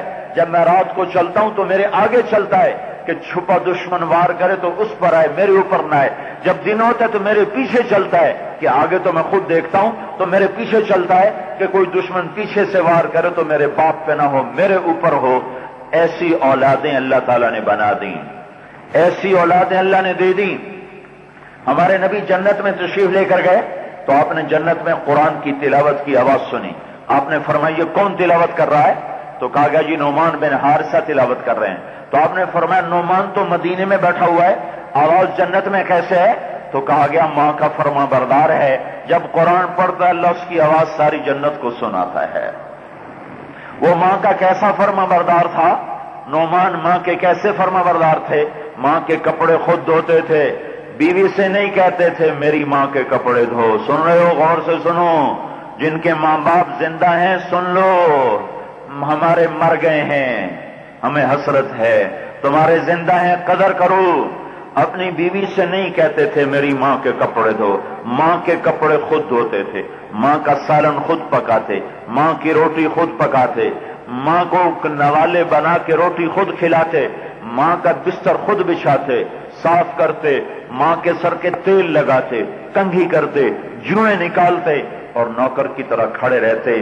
جب ماں کوئی کام کہتی تو خود بھاگتے تھے، بیوی سے نہیں کہتے تھے۔ اس خدمت نے کیا کیا؟ اس خدمت نے کیا کیا؟ اس خدمت نے یہ کیا کہ نعمان قرآن کھولتا ہے اور ساری جنت میں سپیکر کھل جاتے ہیں اور نعمان کی آواز جنت کی حوروں کو سنائی جا رہی ہے اور سارے جنت کے فرشتوں کو، خدام کو سنائی جا رہی ہے۔ یہ پاک زندگی اللہ کے محبوب کی آمد سے ہو گئی۔ جو ایک دوسرے کے جانی دشمن تھے وہ ایک دوسرے کو معاف کرنے والے بنے، یہ اللہ کے محبوب کی پاک محنت سے ہوا، ان کی پاکیزہ سیرت سے ہوا کہ جو کبھی نہ معاف کرنے والے تھے، چونکہ آپ نے معاف کر کے دکھایا۔ 20 سال قتل کے منصوبے بنانے والے سارے حرم میں اکٹھے ہو چکے ہیں، مکہ فتح ہو چکا ہے، آپ نے فرمایا جاؤ میں نے تمہیں معاف کر دیا۔ حنین کی لڑائی میں 6000 قیدی آئے، 40 جمع ہو چکا ہے، قیدی بھی مال بھی، اور میں قربان جاؤں نبی پر۔ ایسا بھی کوئی ہے جنگجو، ایسا بھی کوئی فاتح ہے، ایسا بھی کوئی فاتح ہے؟ آپ 20 دن سارا مال لے کر بیٹھے رہے کہ اگر حوازن والوں نے آ کے معافی مانگ لی تو سارا مال واپس کر دوں گا، قیدی بھی واپس کر دوں گا۔ 20 دن تک وہ کوئی نہ آئے تو پھر آپ نے مال بھی تقسیم کر دیا، قیدی بھی تقسیم کر دے۔ 20ویں دن وہ آ گئے، یا رسول اللہ ہم تو آپ کے ماموں ہیں۔ ماموں کیوں کہا؟ کہ ہماری اماں حلیمہ سعدیہ بنو سعد یہ قبیلہ حوازن کی شاخ ہے اور علاقہ بھی وہی ہے، کہ یا رسول اللہ ہم تو آپ کے ماموں ہیں، ہم سے غلطی ہو گئی، اب آپ ہمیں معاف کر دیں۔ تو آپ نے کہا اللہ کے بندو میں تو 20 دن تمہارا انتظار کرتا رہا، تم آؤ گے تو میں تمہارا سب کچھ واپس کر دوں گا۔ ہم اس کی امت ہیں جو تلواریں لے کر آنے والوں کو بھی اس طرح معاف کرنے کی طاقت رکھتا تھا اور کر گیا۔ پھر آپ نے فرمایا اب 2 باتوں میں سے ایک لے لو، یا قیدی لے لو یا مال لے لو، میں دونوں چیزیں واپس نہیں دے سکتا کہ مجھے ساتھیوں کا بھی دل رکھنا ہے، ایک لے لو، یا قیدی یا مال۔ کہنے لگے مال نہیں لیتے، قیدی واپس کر دیں۔ تو آپ نے فرمایا تم ظہر کی نماز میرے ساتھ پڑھنا اور کھڑے ہو کر معافی مانگنا، پھر میں تمہارے لیے کوئی چکر چلاؤں گا۔ سن رہے ہو؟ اپنے دشمن کو نوازنے کے لیے چکر، اپنے دشمن کو دینے کے لیے یہاں سگا بھائی بھائی کو معاف کرنے کو تیار نہیں ہو رہا ہے۔ اور میرا آپ کا نبی دشمن کو معاف کرنے کا طریقہ کہ میں کوئی طریقہ کروں گا، میں کوئی چکر چلاؤں گا تمہارے لیے۔ ایک چکر غلط ہوتا ہے، ایک چکر صحیح ہوتا ہے، چکر کا لفظ دونوں طرح استعمال ہوتا ہے۔ تو اللہ کا نبی صحیح چکر چلا رہا ہے کہ یہ سارے کے سارے کسی طرح ایمان میں آ جائیں۔ تو اگلے دن ظہر کی نماز پڑھ کے جب آپ بیٹھے تھے تو کھڑے ہو گئے، یا رسول اللہ ہمارا وفد، ہم معافی مانگتے ہیں، ہمیں معاف کیا جائے۔ تو آپ نے فرمایا بھائی بات یہ ہے، اب ایک بات لے لو، یا غلام لے لو، یا قیدی لے لو، یا مال لے لو۔ کہ یا رسول اللہ مال تو پھر بھی مل جائے گا، آپ ہمارے قیدی ہمیں واپس کر دیں۔ قیدی کتنے؟ 6000۔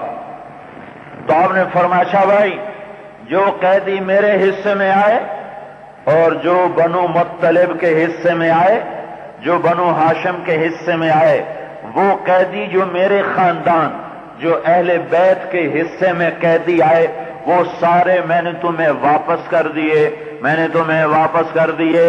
باقی بھائی فیصلہ کر لیں خود ہی، باقی بھائی سوچ لیں خود ہی۔ تو اب کون سوچے گا؟ کہ یا رسول اللہ ہم نے بھی واپس کر دیے، ہم نے بھی واپس کر دیے۔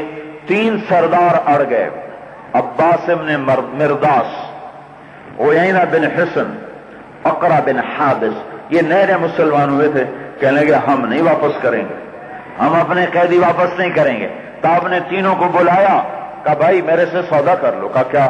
کہا ہر قیدی کے بدلے میں 6 اونٹ لے لو اور قیدی واپس کر دو۔ تو انہوں نے کہا ہمیں منظور ہے۔ دشمن کے لیے یہ ترتیبیں، آپ نے ہر قیدی کے بدلے میں 6 اونٹ دیے، قیدی آزاد کروائے، پھر اس کے بعد 6000 قیدی جمع ہو گئے۔ تو آپ نے کہا سب کو میری طرف سے ایک ایک جوڑا تحفہ پیش کیا جائے، جاؤ بھئی اپنے گھروں کو واپس چلے جاؤ۔ کہا نہیں نہیں نہیں نہیں نہیں نہیں، اشہد انک رسول اللہ، ہمیں پتہ چل گیا آپ سچے نبی ہیں، ہمیں پتہ چل گیا سچے نبی کے سوا یہ کام کوئی نہیں کر سکتا۔ یہ وہ چکر تھا جو اللہ کے نبی چلا رہے تھے کہ یہ ایمان میں آ جائیں۔ انبیاء گردنیں اڑانے نہیں آتے، انبیاء جنت میں پہنچانے آتے ہیں۔ تو آخری درجہ کوئی ماننے پہ آمادہ ہی نہیں ہے۔ تو یہ علاج، یہ آخری علاج ہے۔ نبی کی آمد تو جنت میں پہنچانے کے لیے ہوتی ہے۔ الدین النصیحہ، دین تو خیر خواہی کا نام ہے۔ خیر خواہی کیا ہے؟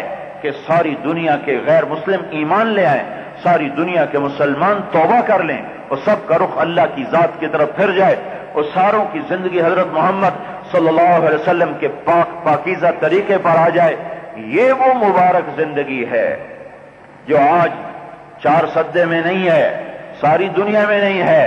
اللہ تعالیٰ کے محبوب صلی اللہ علیہ وسلم نے 1.25 لاکھ صحابہ کو جمع کر کے مینا کی وادی میں ہمیں وہ نسخہ دے دیا کہ یہ نسخہ استعمال جب بھی کرو گے تو امت کو شفا ہو جائے گی۔ جیسے بھائی پیناڈال کھا لو، سر کا درد دور، میرے نبی کا طریقہ اپنا لو، نفرتیں دور، عداوتیں دور، سود ختم، جھوٹ ختم، زنا ختم، چوری ختم، ظلم ختم، دھوکہ ختم، فریب ختم، فراڈ ختم۔ حضرت محمد صلی اللہ علیہ وسلم کی پاک زندگی کو اپنی زندگی بنا لو تو امن ہی امن ہوگا، چین ہی چین ہوگا، سکھ ہی سکھ ہوگا، حفاظت ہی حفاظت ہوگی۔ حضرت محمد صلی اللہ تبارک و تعالی علیہ وسلم کی زندگی کو چھوڑ کر نہ دنیا بنے گی نہ آخرت بنے گی۔ وہ یہ مبارک ذمہ داری اس امت کے عورتوں کو بھی دے کر گئے، مردوں کو بھی دے کر گئے۔ ایک تھوڑا سا کام شروع ہوا، آج اس تبلیغ کے کام کو 80 سال ہو چکے ہیں۔ 1926 میں ایک آدمی نے آواز اٹھائی، لوگوں نے کہا پاگل ہو گیا ہے، پاگل ہو گیا ہے، دیوانہ ہو گیا ہے۔ وہ دیوانہ تو ہوا تھا، اسے امت کے غم نے دیوانہ کیا تھا۔ وہ بے قرار ہو کے پھرا، 6 بر اعظم کے مسلمان حرکت میں آ گئے۔ وہ جبوتی کا جنگل وہاں اجتماع ہو رہا ہے، کالے سورے افریقہ والے نہ جانے محمد الیاس کون ہے، نہ جانے محمد یوسف کون ہے، نہ جانے رائمنڈ کیا ہے، نہ جانے نظام الدین کیا ہے، پر 4 مہینے کے لیے بستر اٹھا کے وہ بھی جا رہے، چلے کے لیے وہ بھی جا رہے۔ ان کی زبان اتنی مشکل، اتنی اوکھی، نہ پتہ چلے نہ سمجھ میں آئے یہ کیا کام ہے جس نے افریقہ کے جنگل میں بھی دین کے دائی کھڑے کر دیے۔ بہت بڑا حادثہ ہوا تبلیغی تاریخ کا بھی اور اس ملک کا بھی۔ 130 آدمی کٹھے شہید ہو گئے۔ سمندر کے ذریعے سے سفر تھا، پوری ہمارے ساتھیوں کی کشتی الٹ گئی، 300 آدمی سوار تھے، 100 سے اوپر ایک دم چلے گئے۔ کئیوں کے ابھی تک لاشیں نہیں ملی تھیں۔ بجائے اس کے کہ شور ہوتا اور اس پر ہنگامہ ہوتا، سب کے ایمان اور بڑھ گئے، ان کے ماں باپ آ گئے، ہم اپنے بچوں کی جگہ نکلیں گے اللہ کے راستے میں، ان کے بھائی آ گئے، ہم اپنے بھائی کی جگہ نکلیں گے اللہ کے راستے میں۔ کسی کی آنکھ میں آنسو نہیں تھا، ہم خوش ہیں، ہمارے بچوں کو اللہ نے قبول کر لیا، انہیں جنت میں پہنچا دیا۔ ایک عرب نوجوان اس میں تھا، وہ بچ گیا، کشتی میں بچ گیا، تو میرے سامنے بیٹھا رو رہا تھا کہ ساتھی تو جنت میں چلے گئے اور میں واپس آ گیا، کاش میں بھی چلا جاتا۔ اس نے اپنا کرتا اتار کے سنبھال کے کہنے لگا، میں نے اب وہ کرتا جس میں میں پانی میں گرا تھا میں نے سنبھال کے رکھ لیا ہے، میں نے اپنی بیوی سے کہا ہے جب میں مروں تو یہ کرتا میرے ساتھ دفن کرنا، یہ میرے لیے ایک سند ہے کہ میں اللہ کی راہ میں چند غوطے کھا چکا ہوں، وہ کرتا میرے ساتھ میری قبر میں جائے گا۔ یہ افریقہ کے جنگل میں جا کر، افریقہ کے پہاڑوں میں جا کر دین کی زندگی کے نظام قائم ہو جانا، یہ پچھلے 1000 سال میں پہلی دفعہ ہو رہا ہے۔ پچھلے 1000 سال میں ایسا کوئی کام نہیں ہوا، میں تمہیں پورے یقین سے بتا رہا ہوں۔ پہلے 400 سال کی تو کوئی مثال نہیں، نہ اس کو کوئی جا سکتا ہے، نہ پہنچ سکتا ہے، نہ وہ زمانہ واپس آ سکتا ہے، لیکن بتا رہا ہوں پچھلے 1000 سال میں ایسا کوئی کام نہیں ہوا جس نے 6 بر اعظم کے انسانوں کو ہدایت کا راستہ دکھا دیا ہو۔ 6 بر اعظم کے کالے گورے عرب عجم، پڑھے لکھے ان پڑھ۔ ابھی میں آ رہا تھا تو ایک گونگا مجھے ریمنڈ میں ملا، یوں اشارہ کر کے کہنے لگا، ایک انگلی کا اشارہ کیا 1 سال، اور اس طرح انگلی سے چل کے اشارہ کیا کہ میں 1 سال پیدل جماعت میں جا رہا ہوں، 1 سال پیدل جا رہا ہوں۔ گونگے اللہ کے دین کے دائی بن گئے، ویران مسجدیں آباد ہو گئیں، کالجوں سے لڑکے نکل کر مدرسوں میں پہنچ گئے، یہاں سے بچے جاتے ہیں امریکہ پڑھنے۔ میرے پاس امریکہ کا کینسر کا ماہر اسپیشلسٹ اپنے بچے کو لے کر میرے گاؤں آیا، میرا تو چھوٹا سا گاؤں ہے ضلع خانیوال میں، وہ امریکہ سے 2 بھائی، ایک انجینئر ایک ڈاکٹر، وہاں سب سے زیادہ کمائی کرنے والا ڈاکٹر، انجینئر، وکیل، ان تینوں کی بڑی کمائی۔ ایک بھائی انجینئر ایک ڈاکٹر، دونوں اپنے بچوں کو لے کر میرے گاؤں پہنچے کہ ہمارے بچوں کو آپ یہاں مدرسے میں داخل کریں، ہم ان کو یہاں پڑھانا چاہتے ہیں۔ میں نے جب مدرسے میں پڑھنے کا ارادہ کیا تو میرا سارا خاندان مخالف کہ تم ملا بنے گا، روٹی کہاں سے کھائے گا، روٹی کہاں سے کھائے گا۔ اور مولویوں نے گالی تھا، ایک ذلت تھا۔ میرے باپ نے مجھے گھر سے نکال دیا، نکل جاؤ، یا ڈاکٹر بنو، اگر مولوی بننا ہے تو میرے گھر سے نکل جاؤ۔ یہ دور زیادہ لمبا نہیں ہے، صرف 35 سال پرانی بات بتا رہا ہوں۔ اور دوسرا زمانہ دیکھ لو، پھر میرا باپ مجھ سے راضی بھی ہوا، پھر مرتے ہوئے وصیت کی میرا جنازہ میرا بیٹا پڑھائے گا۔ وہ ناراضی کی تھوڑی دیر کی تھی، پھر جب دیکھ لیا کہ یہ تو بدل گیا، یہ تو اور راستہ ہے، پھر خود بھی چیلا لگایا، پھر خود بھی تبلیغ میں لگے، پھر مرتے ہوئے جنازے کی وصیت بھی میرے بارے میں کی کہ میرا بیٹا میرا جنازہ پڑھے گا، میرا بیٹا مجھے قبر میں اتارے گا۔ یہ پورے ضلع خانیوال، پورے ملتان میں پہلا موقع تھا کسی ذمہ دار کا جنازہ اس کے بیٹے نے پڑھایا ہو، ورنہ ہمارے جنازے تو مولا آ کے پڑھاتے تھے۔ اور شریعت کا مسئلہ ہے کہ بیٹا جنازہ پڑھائے، اور جب میں نے اپنے باپ کا جنازہ پڑھایا تو مجھے اس دن پتا چلا کہ یہ حکم کیوں ہے کہ بیٹا جنازہ پڑھائے اور نہ پڑھائے۔ ہاں بیٹا کسی کو کہہ دے تو وہ بھی پڑھا دے، وہ کیوں کہ جب میں نے دعا مانگنا شروع کی تو مجھے پہلی دفعہ پتا چلا کہ میں جنازے کی دعا پڑھ نہیں رہا ہوں، میں مانگ رہا ہوں، اور میں نے کسی کتاب میں نہیں پڑھا، لیکن مجھے اس دن پتا چلا کہ مانگنا اور چیز ہے، پڑھنا اور چیز ہے۔ مولوی صاحب جنازہ پڑھاتا ہے، مانگتا نہیں ہے۔ اب بھی میں جنازے پڑھاتا ہوں، پہلے بھی پڑھائے تھے، میں نے باپ کا بھی جنازہ پڑھایا تھا، اللہم اغفر لحینا پر جب میں پہنچا تھا تو مجھے اسی وقت پتا چل گیا میں پڑھ نہیں رہا ہوں، میں مانگ رہا ہوں، اور مانگنے اور پڑھنے میں بڑا فرق ہے۔ اور دعائیں مانگنے پہ قبول ہوتی ہیں، دعائیں پڑھنے، یہ سارے تبلیغات ہیں، دعا پڑھ لو بھائی، کھانے کی دعا پڑھ لو، سواری کی دعا پڑھ لو، یہ لفظ ٹھیک ہے پر یہ دعا کے ساتھ یہ لفظ جڑتا نہیں ہے۔ دعا مانگ لو، دعائیں مانگنے کے لیے ہوتی ہیں، دعائیں پڑھنے کے لیے نہیں ہوتی، دعا مانگنے کی چیز ہے۔ جب آدمی کہتا ہے یا اللہ اور اس کا دل بھی ادھر ہو اور آنکھ بھی اشکبار ہو تو آسمان تک پردے اٹھ جاتے ہیں، دروازے کھل جاتے ہیں، عرش ہلنے لگتا ہے، اور میرا اللہ 70 دفعہ کہتا ہے لبیک لبیک یا عبدی، میرا بندہ میں حاضر میں حاضر میں حاضر۔ مانگ تو صحیح، تو کبھی مانگتا ہی نہیں ہے، خالی دعا پڑھ کے چلا جاتا ہے۔ مجھے اس دن پتا چلا مانگنا کیا ہے اور پڑھنا کیا ہے۔ میں نے اپنے باپ کے جنازے پر کھڑے ہو کر مانگا ہے، اس کے بعد آج تک نہیں مانگا، پڑھا ہے، مانگا نہیں ہے۔ ہاں، میں 1972 میں 4 سدے آیا تھا، رائمنڈ میں داخل ہونے کی اجازت لینی تھی، اجازت تو مجھے اجازت نہیں مل رہی تھی۔ بزرگوں نے کہا عبدالوہاب صاحب ہمارے امیر ہیں، ان سے پوچھو، وہ مردان میں تھے، مردان میں ملا، ان کا میرے ساتھ چلو۔ 4 سدے آیا، صبح ساری رات وہاں بارش، پھر ادھر راستے میں آ کے بارش ختم ہوئی، ادھر کوئی شہر میں مسجد تھی، وہاں وہ قافلہ ٹھہرا تھا، مسجد کا اندر بھرا ہوا تھا، باہر خالی تھا۔ عشاء تک میں یہاں رہا تھا، عشاء کے بعد مغرب کے بعد مولانا جمشید صاحب نے بیان فرمایا، مولانا حبیب الحق صاحب نے ترجمہ فرمایا، اور اس کے بعد مولانا جمشید صاحب اور میں، ہم دونوں یہاں سے ایک گاڑی پر پشاور سے خیبر میل پہ چڑھ کے واپس رائمنڈ چلے گئے تھے، اور یہاں ایک جگہ سے کھڑے ہوئے تھے فٹ پاتھ پر، تو عبدالوہاب صاحب نے مولانا جمشید صاحب سے فرمایا اس کو داخلہ نہیں دینا۔ میں نے یہ سن لیا، انہوں نے سمجھا میں نے نہیں سنا، لیکن میرے کان میں پڑ گئی، تو میں اس کو داخلہ نہیں دینا۔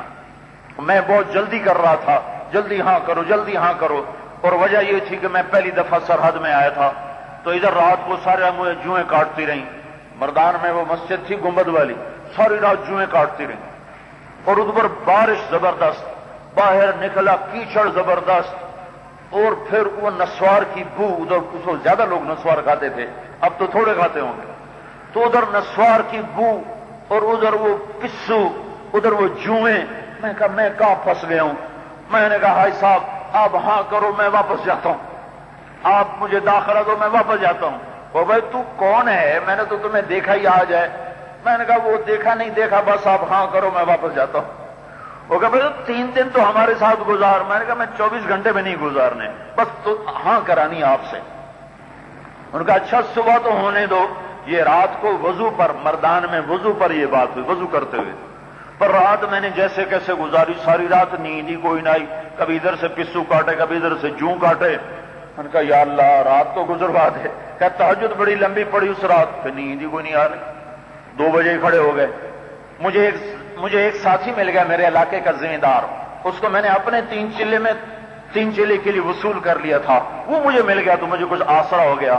پھر وہ دونوں ہم ایک بس میں 4 سدہ پہنچے، یہاں پھر میں پیچھے پڑ گیا کہ ہاں کرو ہاں کرو۔ تو انہوں نے کہا مولانا جمشید صاحب سے مجھے تو یہ لڑکا کوئی جلد باز نظر آتا ہے، اس کو داخلہ نہیں دینا، اس کو بس چلتا کر دو۔ تو عشاء کے بعد پھر ہم یہاں سے نکلے تھے، وہ بھی ایک دن تھا۔ پھر 1992 میں 4 سدہ سے گزرا ہوں، اس کے بعد کبھی 4 سدہ دیکھا ہی نہیں تھا۔ پنج پیر کا اجتماع تھا، وہاں سے ہم شانگلہ پار کر کے میرا گئے، میرا سے واپس عصر کی نماز مردان پڑھی، مغرب میں نماز جا کے پڑھی وہ ادھر میں وہ چشمے والی مسجد مرکز میں، تو 4 سدہ میں سے گزر کے نکلے۔ اس کے بعد میری پہلی تشکیل ہوئی ہے۔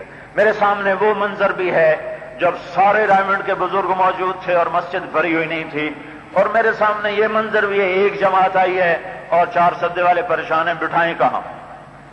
عورتوں کے لیے گھر نہیں مل رہا۔ اب ایک جگہ گھر دیکھنے گیا، ان سب کا اتنا جذبہ تھا کہ جماعت ضرور آئے، لیکن ان بھائیوں کو اندازہ نہیں ہے کہ ہوتا کیا ہے۔ اب یہ تو اللہ نے محبت ڈال دی ہے، ہمارے تو پنجاب میں یہ سمجھ میں نہ آئے تو نہیں بیٹھتے، لیکن ادھر ایسی محبت ہے۔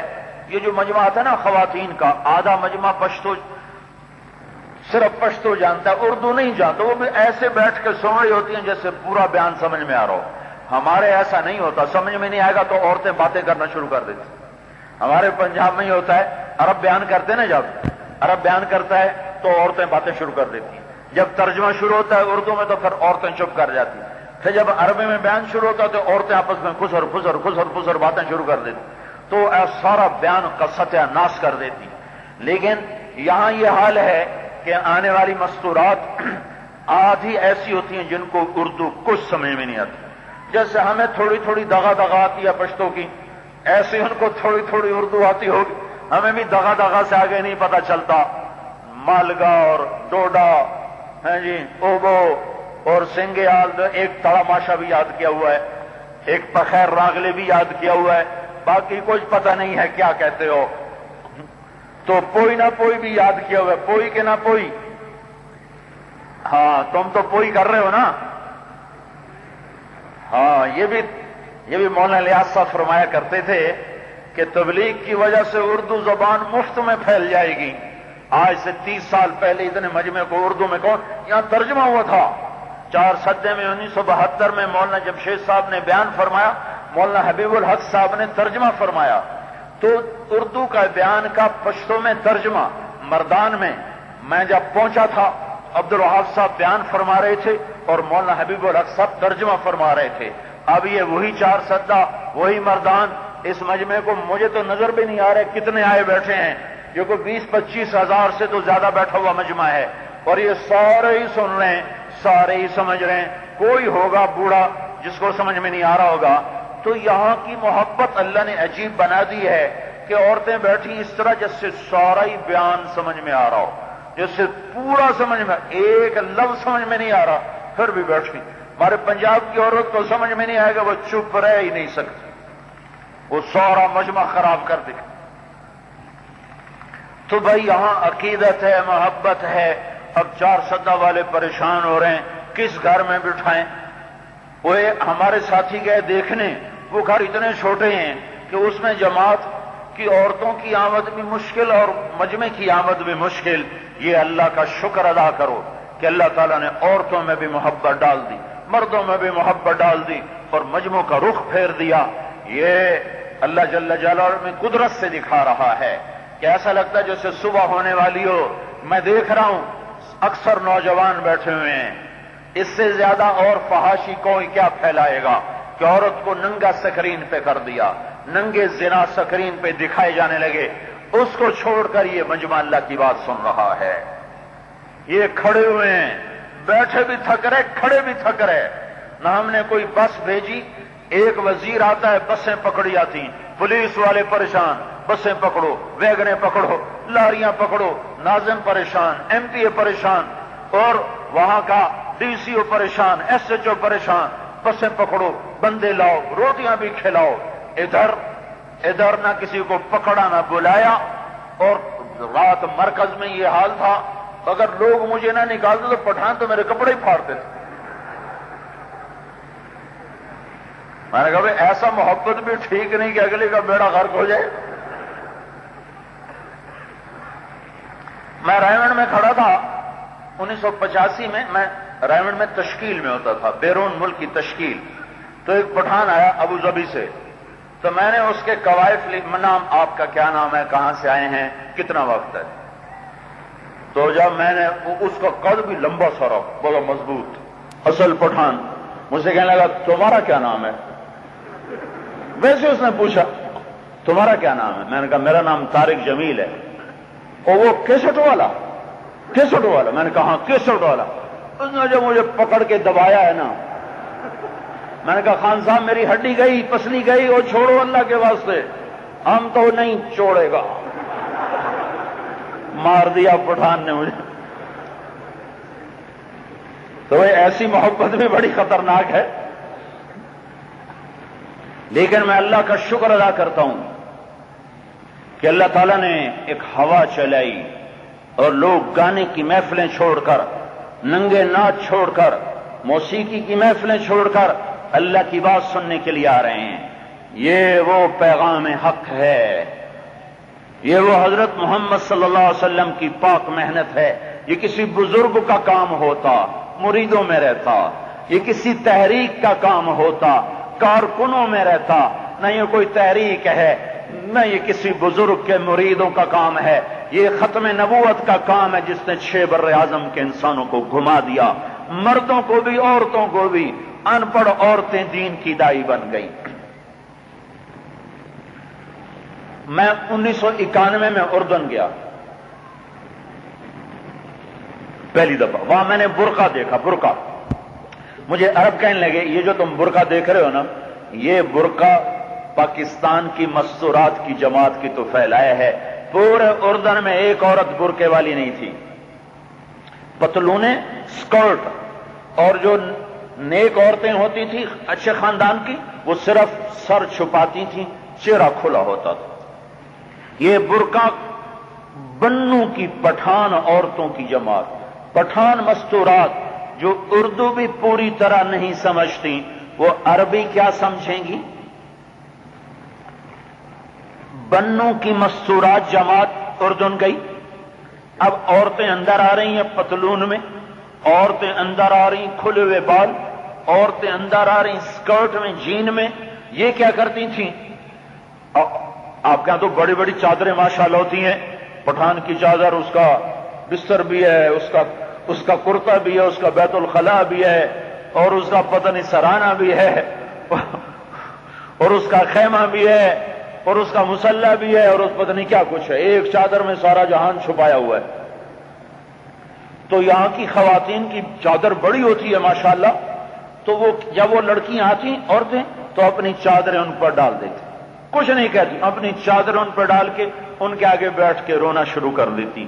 اور ایک لفظ انہوں نے یاد کر لیا، بنات الصحابہ، انتن بنات الصحابہ، تم تو صحابہ کی بیٹیاں ہو. اور یہ کہہ کے رونا شروع کر دیتی، تم تو صحابہ کی بیٹیاں ہو. اور آنسو ان کی ہے بڑے بڑے علماء کے واس ان کو برقعے میں نہ لا سکے. بنوں کی ان پڑھ عورتوں کے آنسوں نے ان کو برقعے پہنا دیے. یہ ختم نبوت کا کام ہے تبلیغ.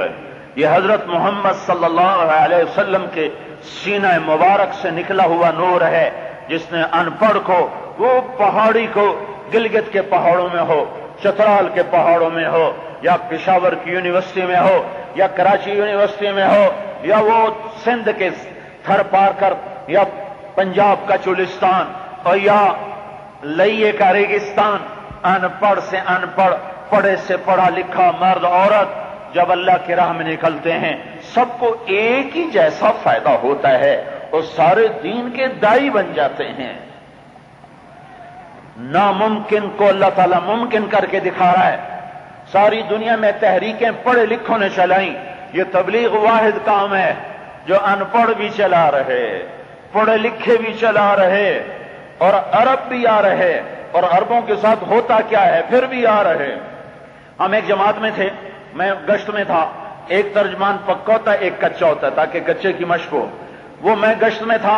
دوسرے ترجمان سے عرب نے کہا یار تم روز گوشت پکاتے ہو، آج سبزی پکاؤ.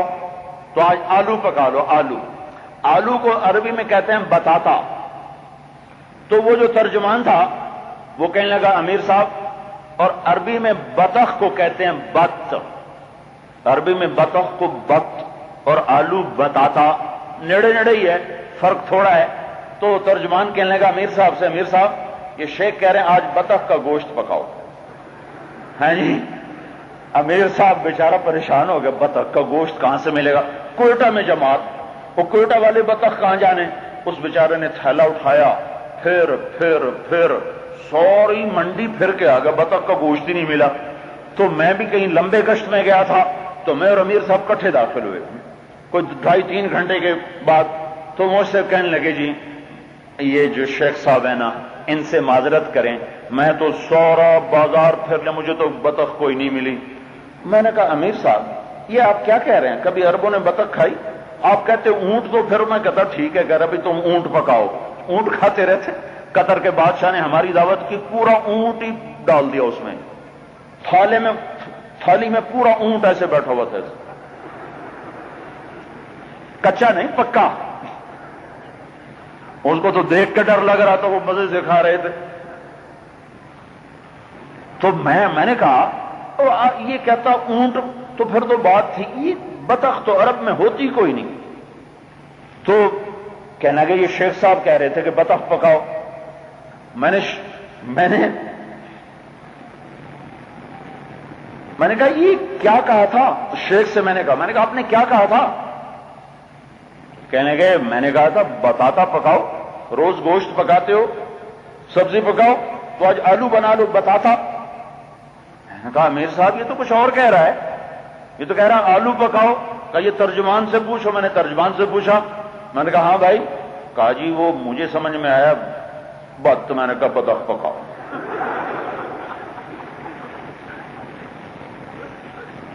یہ عربوں کے ساتھ ہو رہا ہے، پھر بھی وہ بستر اٹھا کے آ رہے ہیں، ان کی مستورات آ رہی ہیں، ان کے مرد آ رہے ہیں، امریکہ سے جوان اٹھ کے آ رہے ہیں، افریقہ سے اٹھ کے آ رہے ہیں۔ ہم گئے کویت، ہمارا جہاز واپسی کے لیے لگ گیا، اور ایک دم بیٹھے بیٹھے ہمیں پونا گھنٹہ ہو گیا۔ کیا ہو گیا، کیوں نہیں اڑ رہا؟ کہا جی کینیڈا سے فلائٹ آ رہی ہے، وہ لیٹ ہو گئی، اس میں سے سواریاں ہیں پاکستان کی، اس لیے جہاز لیٹ ہو رہا ہے۔ پونا گھنٹہ جہاز میں بیٹھے بیٹھے گھنٹہ گزر گیا۔ گھنٹے کے بعد 1 2 3 4 5 22 نوجوان، داڑیاں ٹوپیاں، اور سارے 18 سے 25 سال کے درمیان۔ میں نے دیکھتے کہا، میں نے کہا یہ ضرور رائمنڈ جا رہے ہیں۔ تو میں نے بھائی صاحب سے ہمارے ساتھ، میں نے کہا پتہ کرو یہ کون ہے، کہاں سے ہیں، کہاں جا رہے ہیں؟ تو وہ تعارف ہوا، تو ٹورانٹو کینیڈا کا سب سے بڑا شہر ہے، وہاں کی یونیورسٹی کے بچے گرمیوں کی چھٹیاں ہوئیں، چلہ لگانے رائمنڈ آ رہے ہیں۔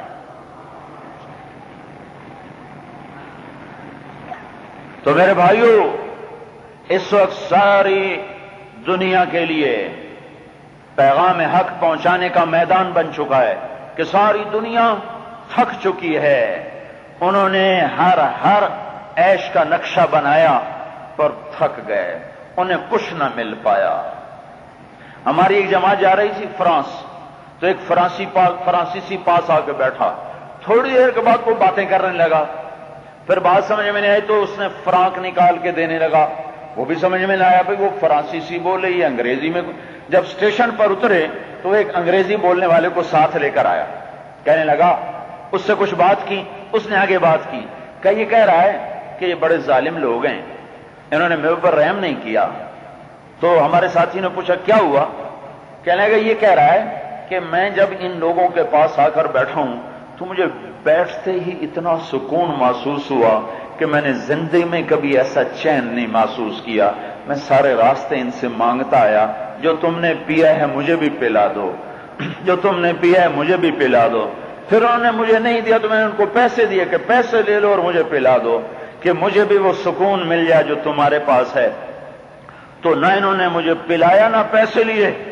تو ہمارے ساتھی نے کہا ہم نے تو کلمے کا سبق پیا ہوا ہے اور تو کچھ بھی نہیں، یہ تو لا الہ الا اللہ میں سارا کچھ چھپا ہوا ہے، یہ شراب میں وہ نہیں ہے، عورت سے وہ نہیں مل سکتا، گھنگرو کی چھن چھن میں وہ نہ پاؤ گے، وادیوں میں دامن میں وہ نہ پاؤ گے، بلندیوں میں اڑو، پہاڑوں کی چوٹیاں سر کرو، موسیقی کی محفلیں سجاؤ، شراب میں غرق ہو جاؤ، زنا میں ڈوب جاؤ، حکومت کے جھنڈے لہراؤ، مجھے میرے رب کی قسم دل کی دنیا کبھی آباد نہ ہوگی جب تک اسے اللہ اس کے رسول کے تعلق سے آباد نہ کرو گے۔ امریکہ میں 4 لڑکیاں 2 لڑکے آئے، کلمہ پڑھا، ایک لڑکے کا نام ابراہیم، اسے ڈاکٹر اختر نے کلمہ پڑھایا، اس نے کلمہ پڑھتے ہی ہائے کیا اور دل پہ ہاتھ رکھا، تو ڈاکٹر اختر نے پوچھا کیا ہوا؟ کہنے لگا جب سے ہوش سنبھالا یہ جگہ خالی تھی، جو تو نے کلمہ پڑھایا یہ جگہ بھر گئی، میری خوشی سے ہائے نکل گئی ہے۔ ساری دنیا نہیں جانتی جنت کا راستہ کیا ہے، آپ کو پتا ہے، ہم بتاتے نہیں ہیں۔ सारी दुनिया नहीं जानती अल्लाह से मांगने का तरीका क्या है, हम जानते हैं, हम बता नहीं रहे। सजदे में सर रखो, अल्लाह को पालोगे। सजदे में सर रखो, अल्लाह को पालोगे। नमाज के सिवा गहरा ताल्लुक किसी को न मिल सका। जिस घर से नमाज निकली वो घर बर्बाद हो गया। जो माथा जमीन पे न टिका वो माथा मनहूस हो गया। याद रखो मेरे भाइयों, औरत का हुस्न क्या है, उसके माथे पे झूमर नजर आए। क़यामत के दिन तुम्हारा हुस्न क्या होगा, ये जो माथे में सजदे का निशान है ये ऐसे चमकेगा कि सूरज भी इसके आगे नजर ना आएगा। सरहद में नमाज पढ़ी जाती है, बहुत से लोग पढ़ते हैं, पर नमाज को बेदर्दी से पढ़ते हैं, ज़बा कर देते हैं। क्या मर्द क्या औरतें, तेज तेज तेज तेज ऐसे ना पढ़ो, थम थम के पढ़ो, रुक रुक के पढ़ो, ठहर ठहर के पढ़ो, रो के नहीं पढ़ना आता, तो ज़ाहिरी रो कर शक्ल तो बना के पढ़ो। फिर सजदों में सर रखो। जब आदमी सजदे में सर रखता है तो मेरे नबी का फरमान है अल्लाह के कदमों में सर होता है। इन्न साजिद यस्जुदु फी कदमय रहमान, सजदा करने वाला अल्लाह के कदमों में सर रख के सजदा करता है। अब मांग मिलेगा। सल तो था, अल्लाह का नबी हमें यतीम छोड़ के नहीं गया, जाते जाते हमें नमाज देकर गया है। जिस उम्मत को नमाज मिल गई उन्हें मायूस होना उनके लिए हराम है। जिस उम्मत को दुआ मिल गई उनके लिए मायूसी हराम है। उठ मुसल्ले पे चढ़, मांग, अल्लाह से देगा। मेहदी के जमाने में कहत आ गया, उसने सारे खजाने खोल दिए, कहत दूर ना हुआ। मेहदी सखी बादशाह था, रात को लेटा हुआ था, उसका नौकर दबा रहा था। कहने लगा नौकर से कोई कहानी सुनाओ, मुझे रियाया के गम ने परेशान कर दिया। वो कहने लगा बादशाह सलामत, एक लूमड़ी जा रही थी सफर पर, तो वो अपना बच्चा शेर को देकर गई अमानत। शेर ने कंधे पे बिठा लिया, लूमड़ी चली गई। एक दिन उकाब की नजर पड़ी, उसने ऊपर से झपट्टा मार के बच्चा उठा लिया।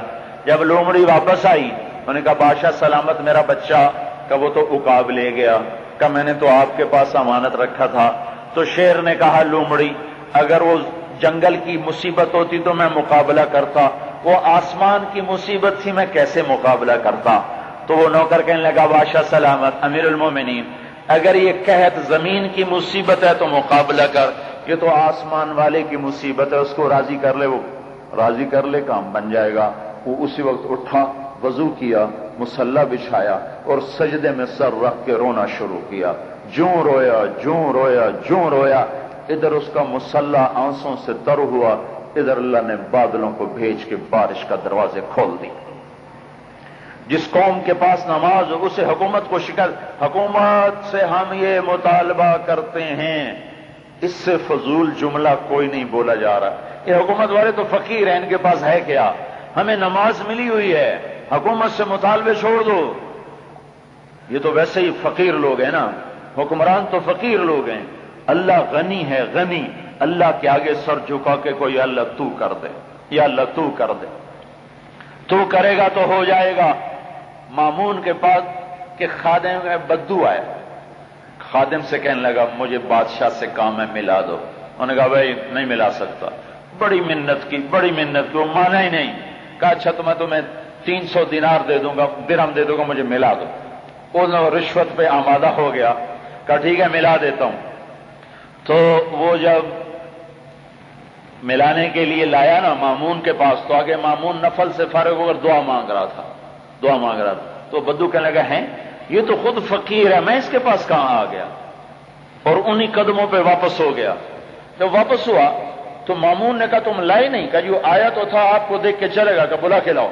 बुला के लाया तो कहने लगा तू वापस क्यों चला गया? कहा जी मैंने देखा आप तो खुद फकीर हैं, फिर मैं आपसे क्या मांगू? उसी से ना मांगू जिससे आप भी मांग रहे हो। तो मामून की आंखों में आंसू आ गए। कहने लगा तुमने मुझे सही पहचाना, मैं भी ऐसा ही फकीर हूं जैसा तू फकीर है, पर मुझे मेरे अल्लाह ने हुक्म दिया है कि मैं तेरी जरूरत पूरी करूं। तू मांग क्या मांगता है, जो तू कहेगा वो मैं पूरा करूंगा। तो जिस कौम को नमाज मिली हो उस कौम को तो मायूस होने की जरूरत ही कोई नहीं है। जिस कौम को दुआ मिली हो دعا کی طاقت ملی ہو، انہیں مایوس ہونے کی ضرورت کوئی نہیں۔ ہاں بھائیو، کرنے والے بنو، کرنے والے بنو۔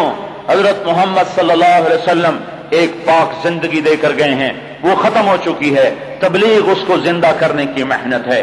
6 بر اعظم میں آواز پہنچی، 6 بر اعظم کے انسانوں کو ہدایت کا نظام ملا، اٹھ اٹھ کے اڑ کے لوگ چلے آ رہے ہیں، اور اللہ کی راہوں میں نکل کر ایک آدمی آیا کرتا تھا، سراج سے میں رائمنڈ میں پڑا کرتا تھا، وہ پاؤں سے بھی معذور تھا، ہاتھوں سے بھی، وہ ہاتھ پاؤں دونوں پہ جیسے جانور چلتا ہے نا ایسے چلتا تھا۔ سارے لوگ کہتے تو میں اٹھا کے لے جائیں، کہتا نہیں نہیں میرا اجر خراب ہوگا۔ وہ پاؤں ہاتھ پہ چلتا ہوا مطبخ جاتا تھا، اسی طرح چلتا ہوا وہ استنجا خانے جاتا تھا، اسی طرح چلتا ہوا مسجد میں آتا تھا۔ میں زندگی بھر اس کو نہیں بھول سکتا، حالانکہ اس کو میرے خیال میں انتقال کر گیا ہوگا۔ مسلسل میرے طالب علمی کے زمانے میں رائمنڈ آتا تھا، اگی سے ایک پٹھان آیا کرتا تھا، رائمنڈ پیدل آتا تھا، سالانہ 4 مہینے لگاتا تھا، پیسے نہیں ہوتے تھے، اگی سے پیدل چلتا تھا اور رائمنڈ آ کے 4 مہینے لگاتا تھا، پیدل آتا تھا پیدل واپس جاتا تھا۔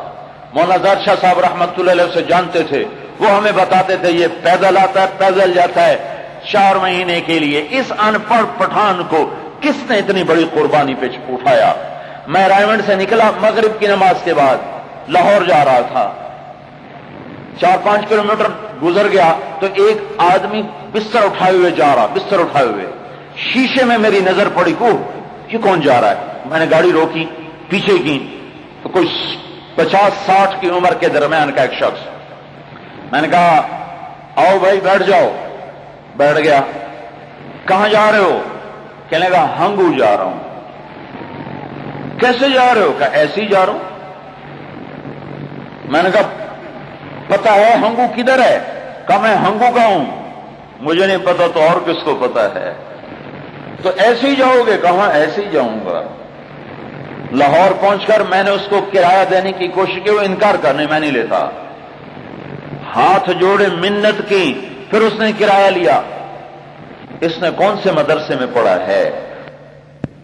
ان پڑھوں کو بھی اتنی قربانی پہ اٹھا رہا ہے۔ درا غازی خان سے ایک مستورات کی جماعت آئی، ایک عورت ساتھ، سپاہی کی بیوی، ریٹائر سپاہی۔ ایک دن مولانا احسان صاحب کمرے میں بڑا رو رہے، میں نے پوچھا خیر تو کیا بات؟ کہا ایک کارگزاری سن کے آ رہا ہوں۔ ایک عورت آئی ہے 15 دن کے لیے خاوند کے ساتھ، وہ بتا رہی کہ میں گم شدہ بچی ہوں، مجھے نہیں پتا میرے ماں باپ کون ہیں، مجھے کسی نے پالا، پھر میری شادی کی ایک سپاہی کے ساتھ۔ سپاہی پہلے رشوت لیتا تھا تو گھر کا خرچہ ٹھیک چلتا تھا، اس نے تبلیغ میں چیلا لگایا تو اس نے رشوت چھوڑ دی، جب رشوت چھوڑی تو پھر تنخواہ میں کچے پیاز کے ساتھ روٹی کھاتے رہے، پیاز اور چٹنی کے ساتھ زندگی گزاری۔ پھر وہ ریٹائر ہو گیا، پھر انہوں نے کہا میں نے سال لگانا ہے، 4 مہینے لگائے، پھر سال کا۔ میں نے کہا تو جا، میں سارا دن مزدوری کرتی تھی، سارا دن، بیٹا کوئی نہیں، بیٹیاں تھی 2-3، سارا دن ہم ماں بیٹیاں مزدوری کر کے اور خرچہ روٹی کا خرچہ بچا کے باقی پیسے خامد کو بھیج دیتی تھی کہ وہ سال پورا کرے۔ وہ سال لگا کے آ گیا اس طرح کہ میں صرف روٹی کا خرچہ رکھ کے، آٹا کے پیسے رکھ کے باقی سارے پیسے خامد کو بھیجتی تھی۔ پھر مجھے پتا چلا کہ رائمنڈ والے عورتوں کا وقت بھی لیتے ہیں، تو میں نے اپنے خامد سے کہا مجھے بھی وقت لگواؤ، تو پھر میں نے 3 دن وہاں لگائے۔ پھر 15 دن کے لیے تیاری شروع کی تو میں نے مزدوری شروع کی، مزدوری کرتے کرتے کرتے وہ تاریخ آ گئی جانے کی، تو جب پیسے اکٹھے کیے تو اتنے تھوڑے تھے کہ میں لے کے جاؤں تو بچوں کو نہیں ملتے، بچوں کو دے کے جاؤں تو میں نہیں لے جا سکتی، تو پھر ہم پریشان کہ اب کیا کریں، ہم غریب لوگ، ہمیں قرضہ کون دے؟ تو میری بیٹیوں نے کہا اماں تم پیسے لے کے چلی جاؤ، ہم مزدوری کر کے روزانہ کا روٹی کا خرچہ چلا لیں۔ اس نے آ کے 15 دن لگائے، جب واپس آئی تو بیٹھی رو رہی تھی، تو مولانا احسان صاحب کی اہلیہ محترمہ عورتوں کے حالات لیتی ہیں، انہوں نے دیکھا کہ وہ رو رہی ہے تو اس کے پاس بیٹھ کر لگے بہن کیوں رو رہی ہو؟ کہنے لگی آج خواب دیکھا ہے، تینوں بیٹیاں مجھے کہہ رہی اماں تیسرا دن ہے، گھر میں فاقہ ہے، کھانے کو کچھ نہیں ہے۔ اس ان پڑھ عورت کو اتنی بڑی قربانی پہ کس چیز نے اٹھایا؟ نہ یہ قرآن جانے، نہ حدیث جانے، نہ یہ علم کی منطق جانے، نہ لاجک جانے، یہ حضرت محمد صلی اللہ علیہ وسلم کا کام ہے۔ میرے بھائیوں، اس کو اپنا کام بنا لو، یہ عزتوں کا کام ہے، یہ انقلاب ہے، انقلاب۔ انقلاب اپنے اصل معنی میں پہلی دفعہ استعمال ہو رہا ہے۔ بعض لفظ ایسے ہوتے ہیں کہ وہ اصل معنی میں ہٹ کر دوسری جگہ استعمال ہوتے ہوتے ہوتے اپنا اصلی مطلب ختم کر دیتے ہیں۔ انقلاب بھی اسی میں سے ایک لفظ ہے۔ انقلاب کا مطلب ہے دل کا بدل جانا۔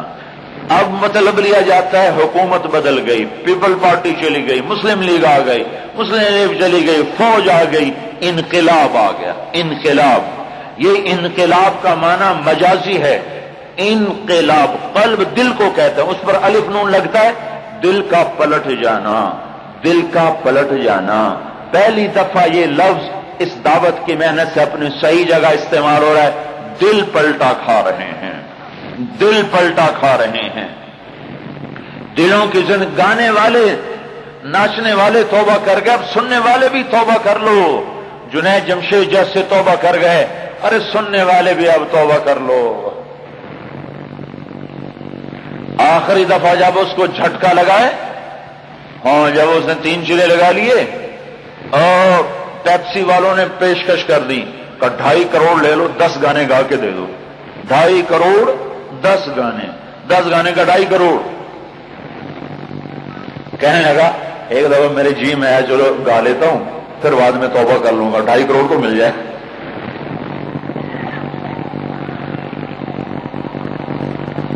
جب ایمان بن جاتا ہے تو پھر ایسے دولت ریت نظر آتی، مٹی نظر، اور کہے بس بس ختم ختم۔ ایک میرے سامنے سڑک کے ادھر ہماری زمین ہے، دوسرے اس کی بڑا ذمہ دار 36 ایکڑ کا باغ، اس کے اندر ایک اس نے عشرت کلا بنایا تھا جہاں ہر ہفتے عورتیں ناچتی تھیں، شراب چلتی تھی، ہر ہفتے میں، اور علاقے کے ذمہ دار اور وہ ایک بدماشی کا۔ تو سلام دعا کر کے میں نے اس کو 10 دن کے لیے ساتھ لے گیا۔ 10 دن ہمارے ساتھ لگا کے آیا، اللہ تعالیٰ نے اس کا ایسا رخ بدلا۔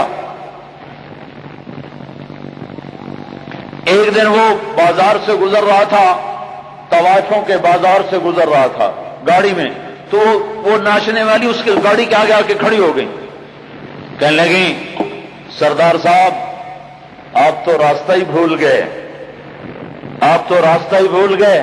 وہ کہنے لگا اب جنت کی حوروں کا راستہ دیکھ لیا ہے، اب تمہارے راستے ہم بھول ہی گئے، پہلے ہمیں پتہ نہیں تھا کہ آگے کیا ہونے والا ہے، یہ تو ابھی پتہ چلا کہ اللہ نے آگے کیا سامان تیار کر کے رکھا ہے۔ ایمان کی آنکھ کھلتی ہے، نظام بدل جاتا ہے۔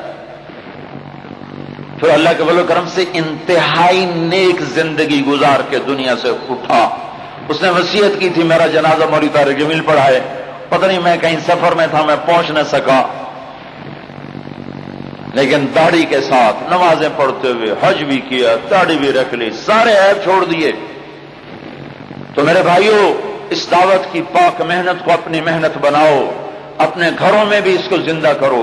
ہم مستورات کی جماعت کرتے ہیں کہ عورتیں مردوں سے 4 گنا زیادہ ہر حال میں رہتی ہیں، جو اللہ نے کہا ہے نا کہ 2 کرو 3 کرو 4 کرو، یہ آیت بتاتی ہے کہ ہر دور میں عورتیں مردوں سے 4 گنا زیادہ ہوں گی، کہیں کہیں ہو سکتا ہے اوپر نیچے ہو جائے، عام 4 گنا۔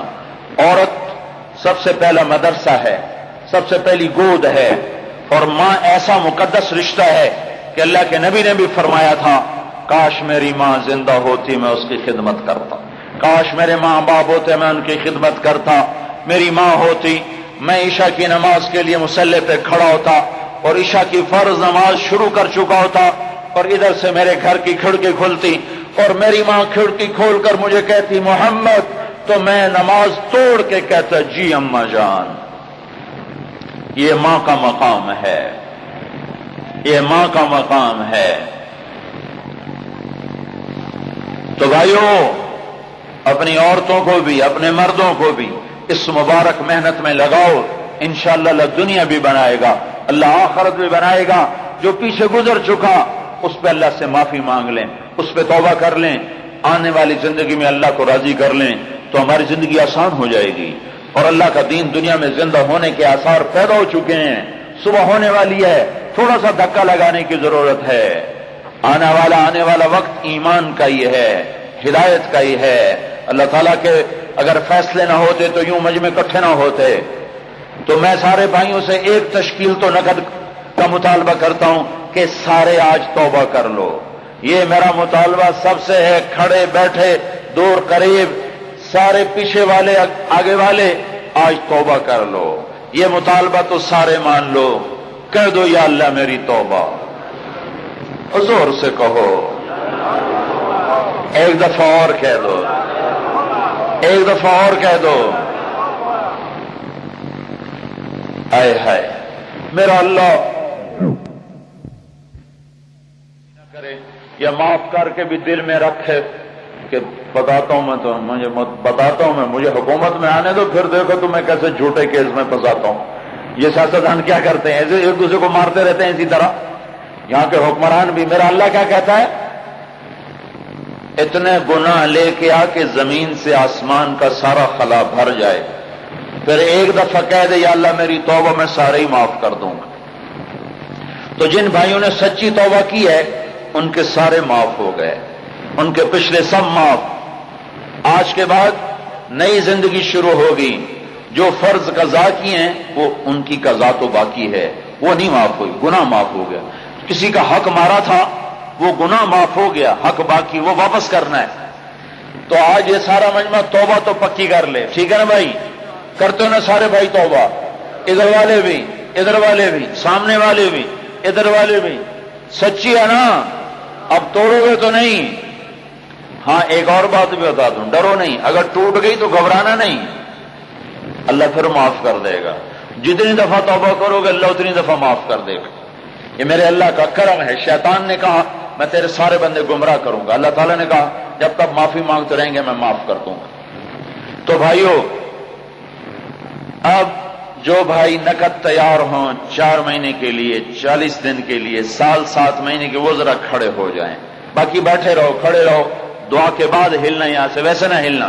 پہلے بھائی اپنے نام پیش کرو، سال 7 مہینے کے، جلدی سے 3 دن کے لیے تیار ہو۔ لك الحمد كما أنت أهله فصل على محمد كما أنت أهله وفعل بنا ما أنت أهله إنك أهل التقوى وأهل المغفرة ربنا آتنا في الدنيا حسنة وفي الآخرة حسنة وقنا عذاب النار۔ یا اللہ ہم تیرے ذلیل و فقیر بندے تیرے در پر تجھ سے معافی مانگ کر توبہ کرتے ہیں، ہماری توبہ قبول فرما لے۔ ہمارے چاروں طرف یہ بکھری ہوئی قبریں ہمیں بتا رہی ہیں کہ ایک دن تو ہمیں بھی مٹی میں ملا دے گا اور ہماری بھی خاک اڑا دے گا اور ہمارے نام بھی دنیا سے مٹا دے گا۔ ہم نے آج تک میرے مولا تجھے راضی کرنا اپنی زندگی کا کام نہ بنایا، تیرے پیغام کو دنیا میں پھیلانا اپنا کام نہ بنایا، اور ہم ساری دنیا کے چیزوں میں گم ہو گئے۔ ہمیں ہمارے اس گناہ کو معاف کر دے میرے مولا۔ تو ہمیں بلاتا رہا، ہم تجھ سے دور ہوتے رہے، تو ہمیں سمجھاتا رہا، ہم نے کوئی نہ سمجھا، میں روکتا رہا، ہم نے تیری ہر رکاوٹ کو توڑ دیا۔ آج تیرے در پر معافی مانگتے ہیں، معافی دے دے میرے مولا۔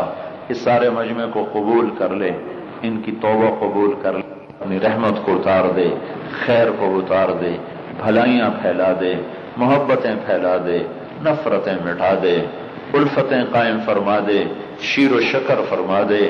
تیرے محبوب کی امت پس رہی ہے زمانہ دراز سے ظلم و ستم کی چکی میں، میرے مولا میرے آقا، اب تو پس پس کے ان کی ہڈیاں بھی سرما بن چکی ہیں۔ یا اللہ اب تو اس امت پر سے عذاب ہٹا دے۔ ہم تیرے آگے فریاد کرتے ہیں میرے مولا، ہمارا کسی سے نہ گلہ ہے، نہ شکوہ ہے، نہ آس ہے، نہ امید ہے۔ ہماری آس بھی تو، ہمارا سہارا اور آسرا بھی تو۔ ساری دنیا میں ہر جگہ پر کالے ہو گورے ہوں، عرب ہوں عجم ہوں، سارے حادثات، سارے مصائب یا اللہ وہ اسی امت کا کو نشانہ بنا بنا کے گر رہے ہیں میرے مولا۔ اگرچہ ہمارا ہی جرم ہے، تو نے روکا ہم نے تیری ہر حد کو توڑا، تو نے بلایا ہم کوئی نہ آئے، اے میرے مولا، اور ہم تیرے در پر معافی مانگتے ہیں، تو ساری امت سے عذاب ہٹا دے۔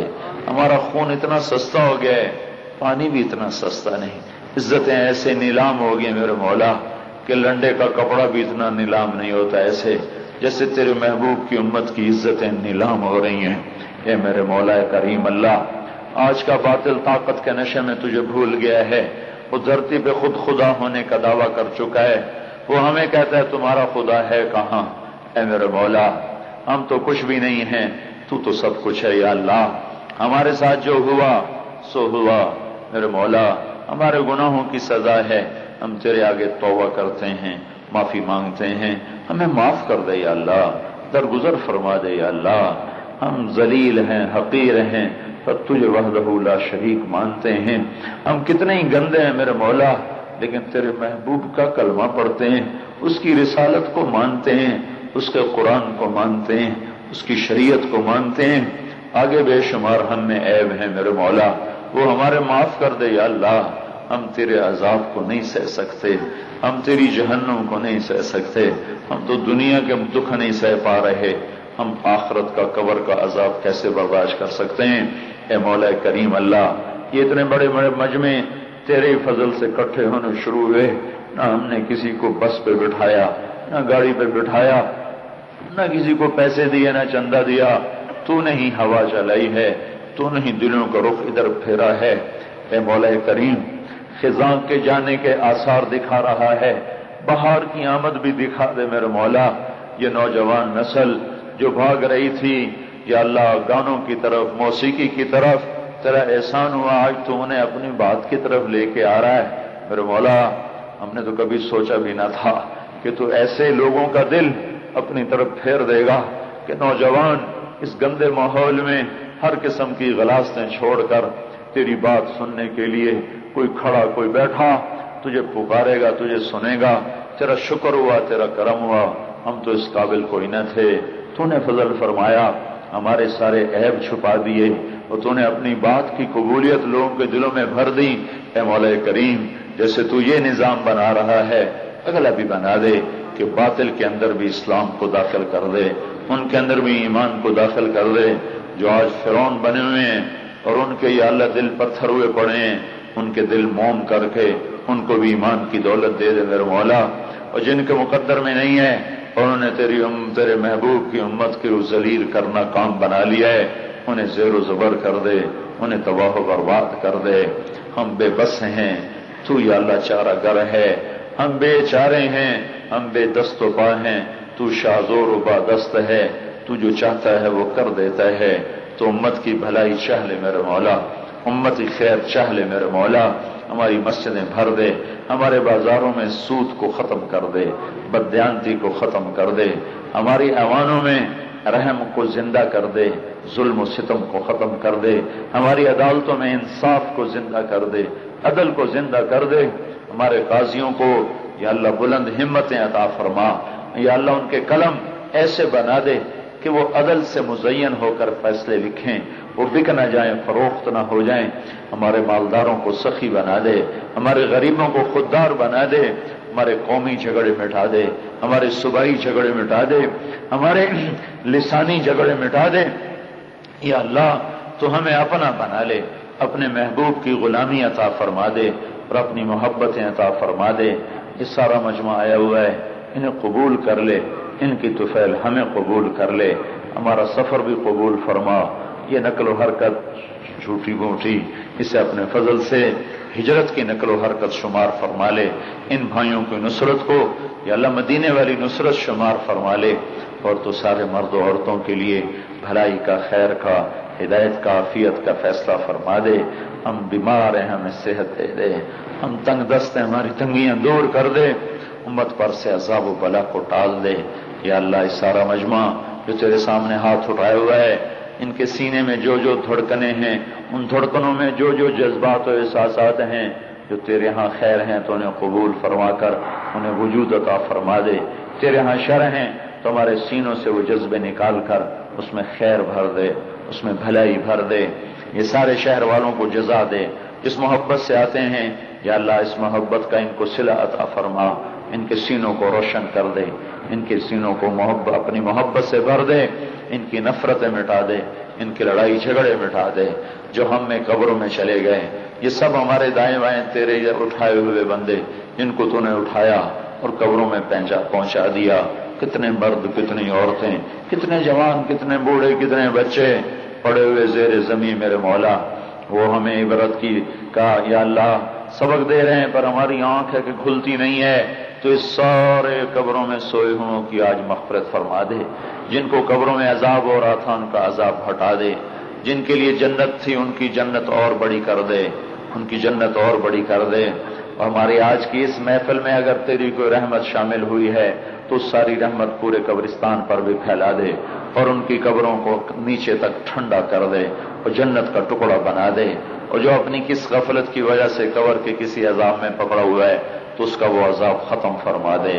یا اللہ ہمارا بھی وقت آئے گا، ہمیں ایمان پہ اٹھانا، ہمیں ایمان پہ اٹھانا، ہمیں کلمہ ایمان پہ موت دینا میرے مولا، اور حشر کی سختی سے بچا کر حوض کوثر کا پانی دینا، پل صراط سے گزار کے جنت الفردوس میں محبوب کا ساتھ دینا۔ یا اللہ اس مجمع کے حق میں جو ہم سے کوتاہی ہوئی وہ معاف فرما دے، ہمارے بھی ان سب کے قصور میں معاف فرما دے۔ ربنا آتنا فی الدنیا حسنہ فی الآخرۃ حسنۃ وقنا عذاب النار، وصلی اللہ تعالی علی نبی الکریم، آمین برحمتک یا ارحم۔